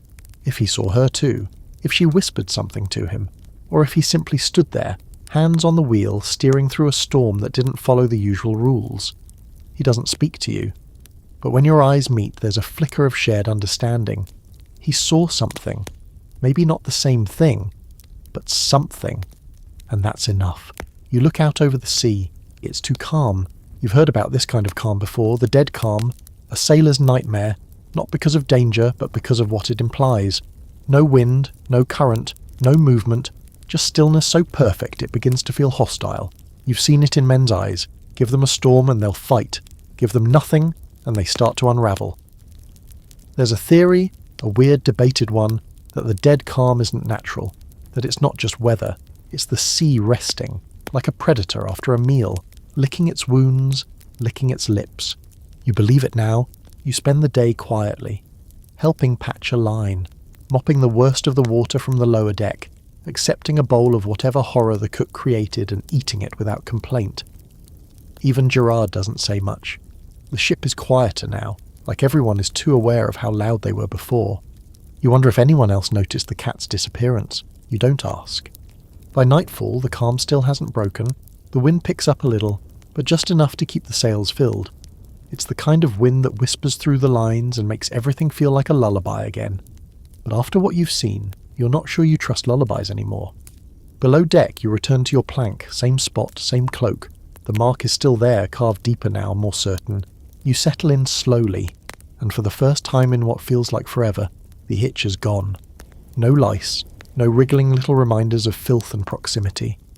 The wood beneath you feels warm, just slightly. You almost fall asleep like that, just resting, blinking slowly in the dark when you hear it. A single sound, a purr, quiet, low, steady. You freeze. Your eyes scan the hold. Nothing. You sit up, listening, but it's gone. Maybe it was never there. Maybe it's just memory now. Phantom sound. Your ears playing tricks. Or maybe she's not gone after all, or maybe she's just moved. One mark traded for another. One weight lifted, one price paid. You lie back down, pull the cloak tight, close your eyes. The ship creaks gently beneath you, familiar again. And for the first time in weeks you sleep. Really sleep. No dreams, just breathing. Just the hush of calm, just the sea for once keeping her distance.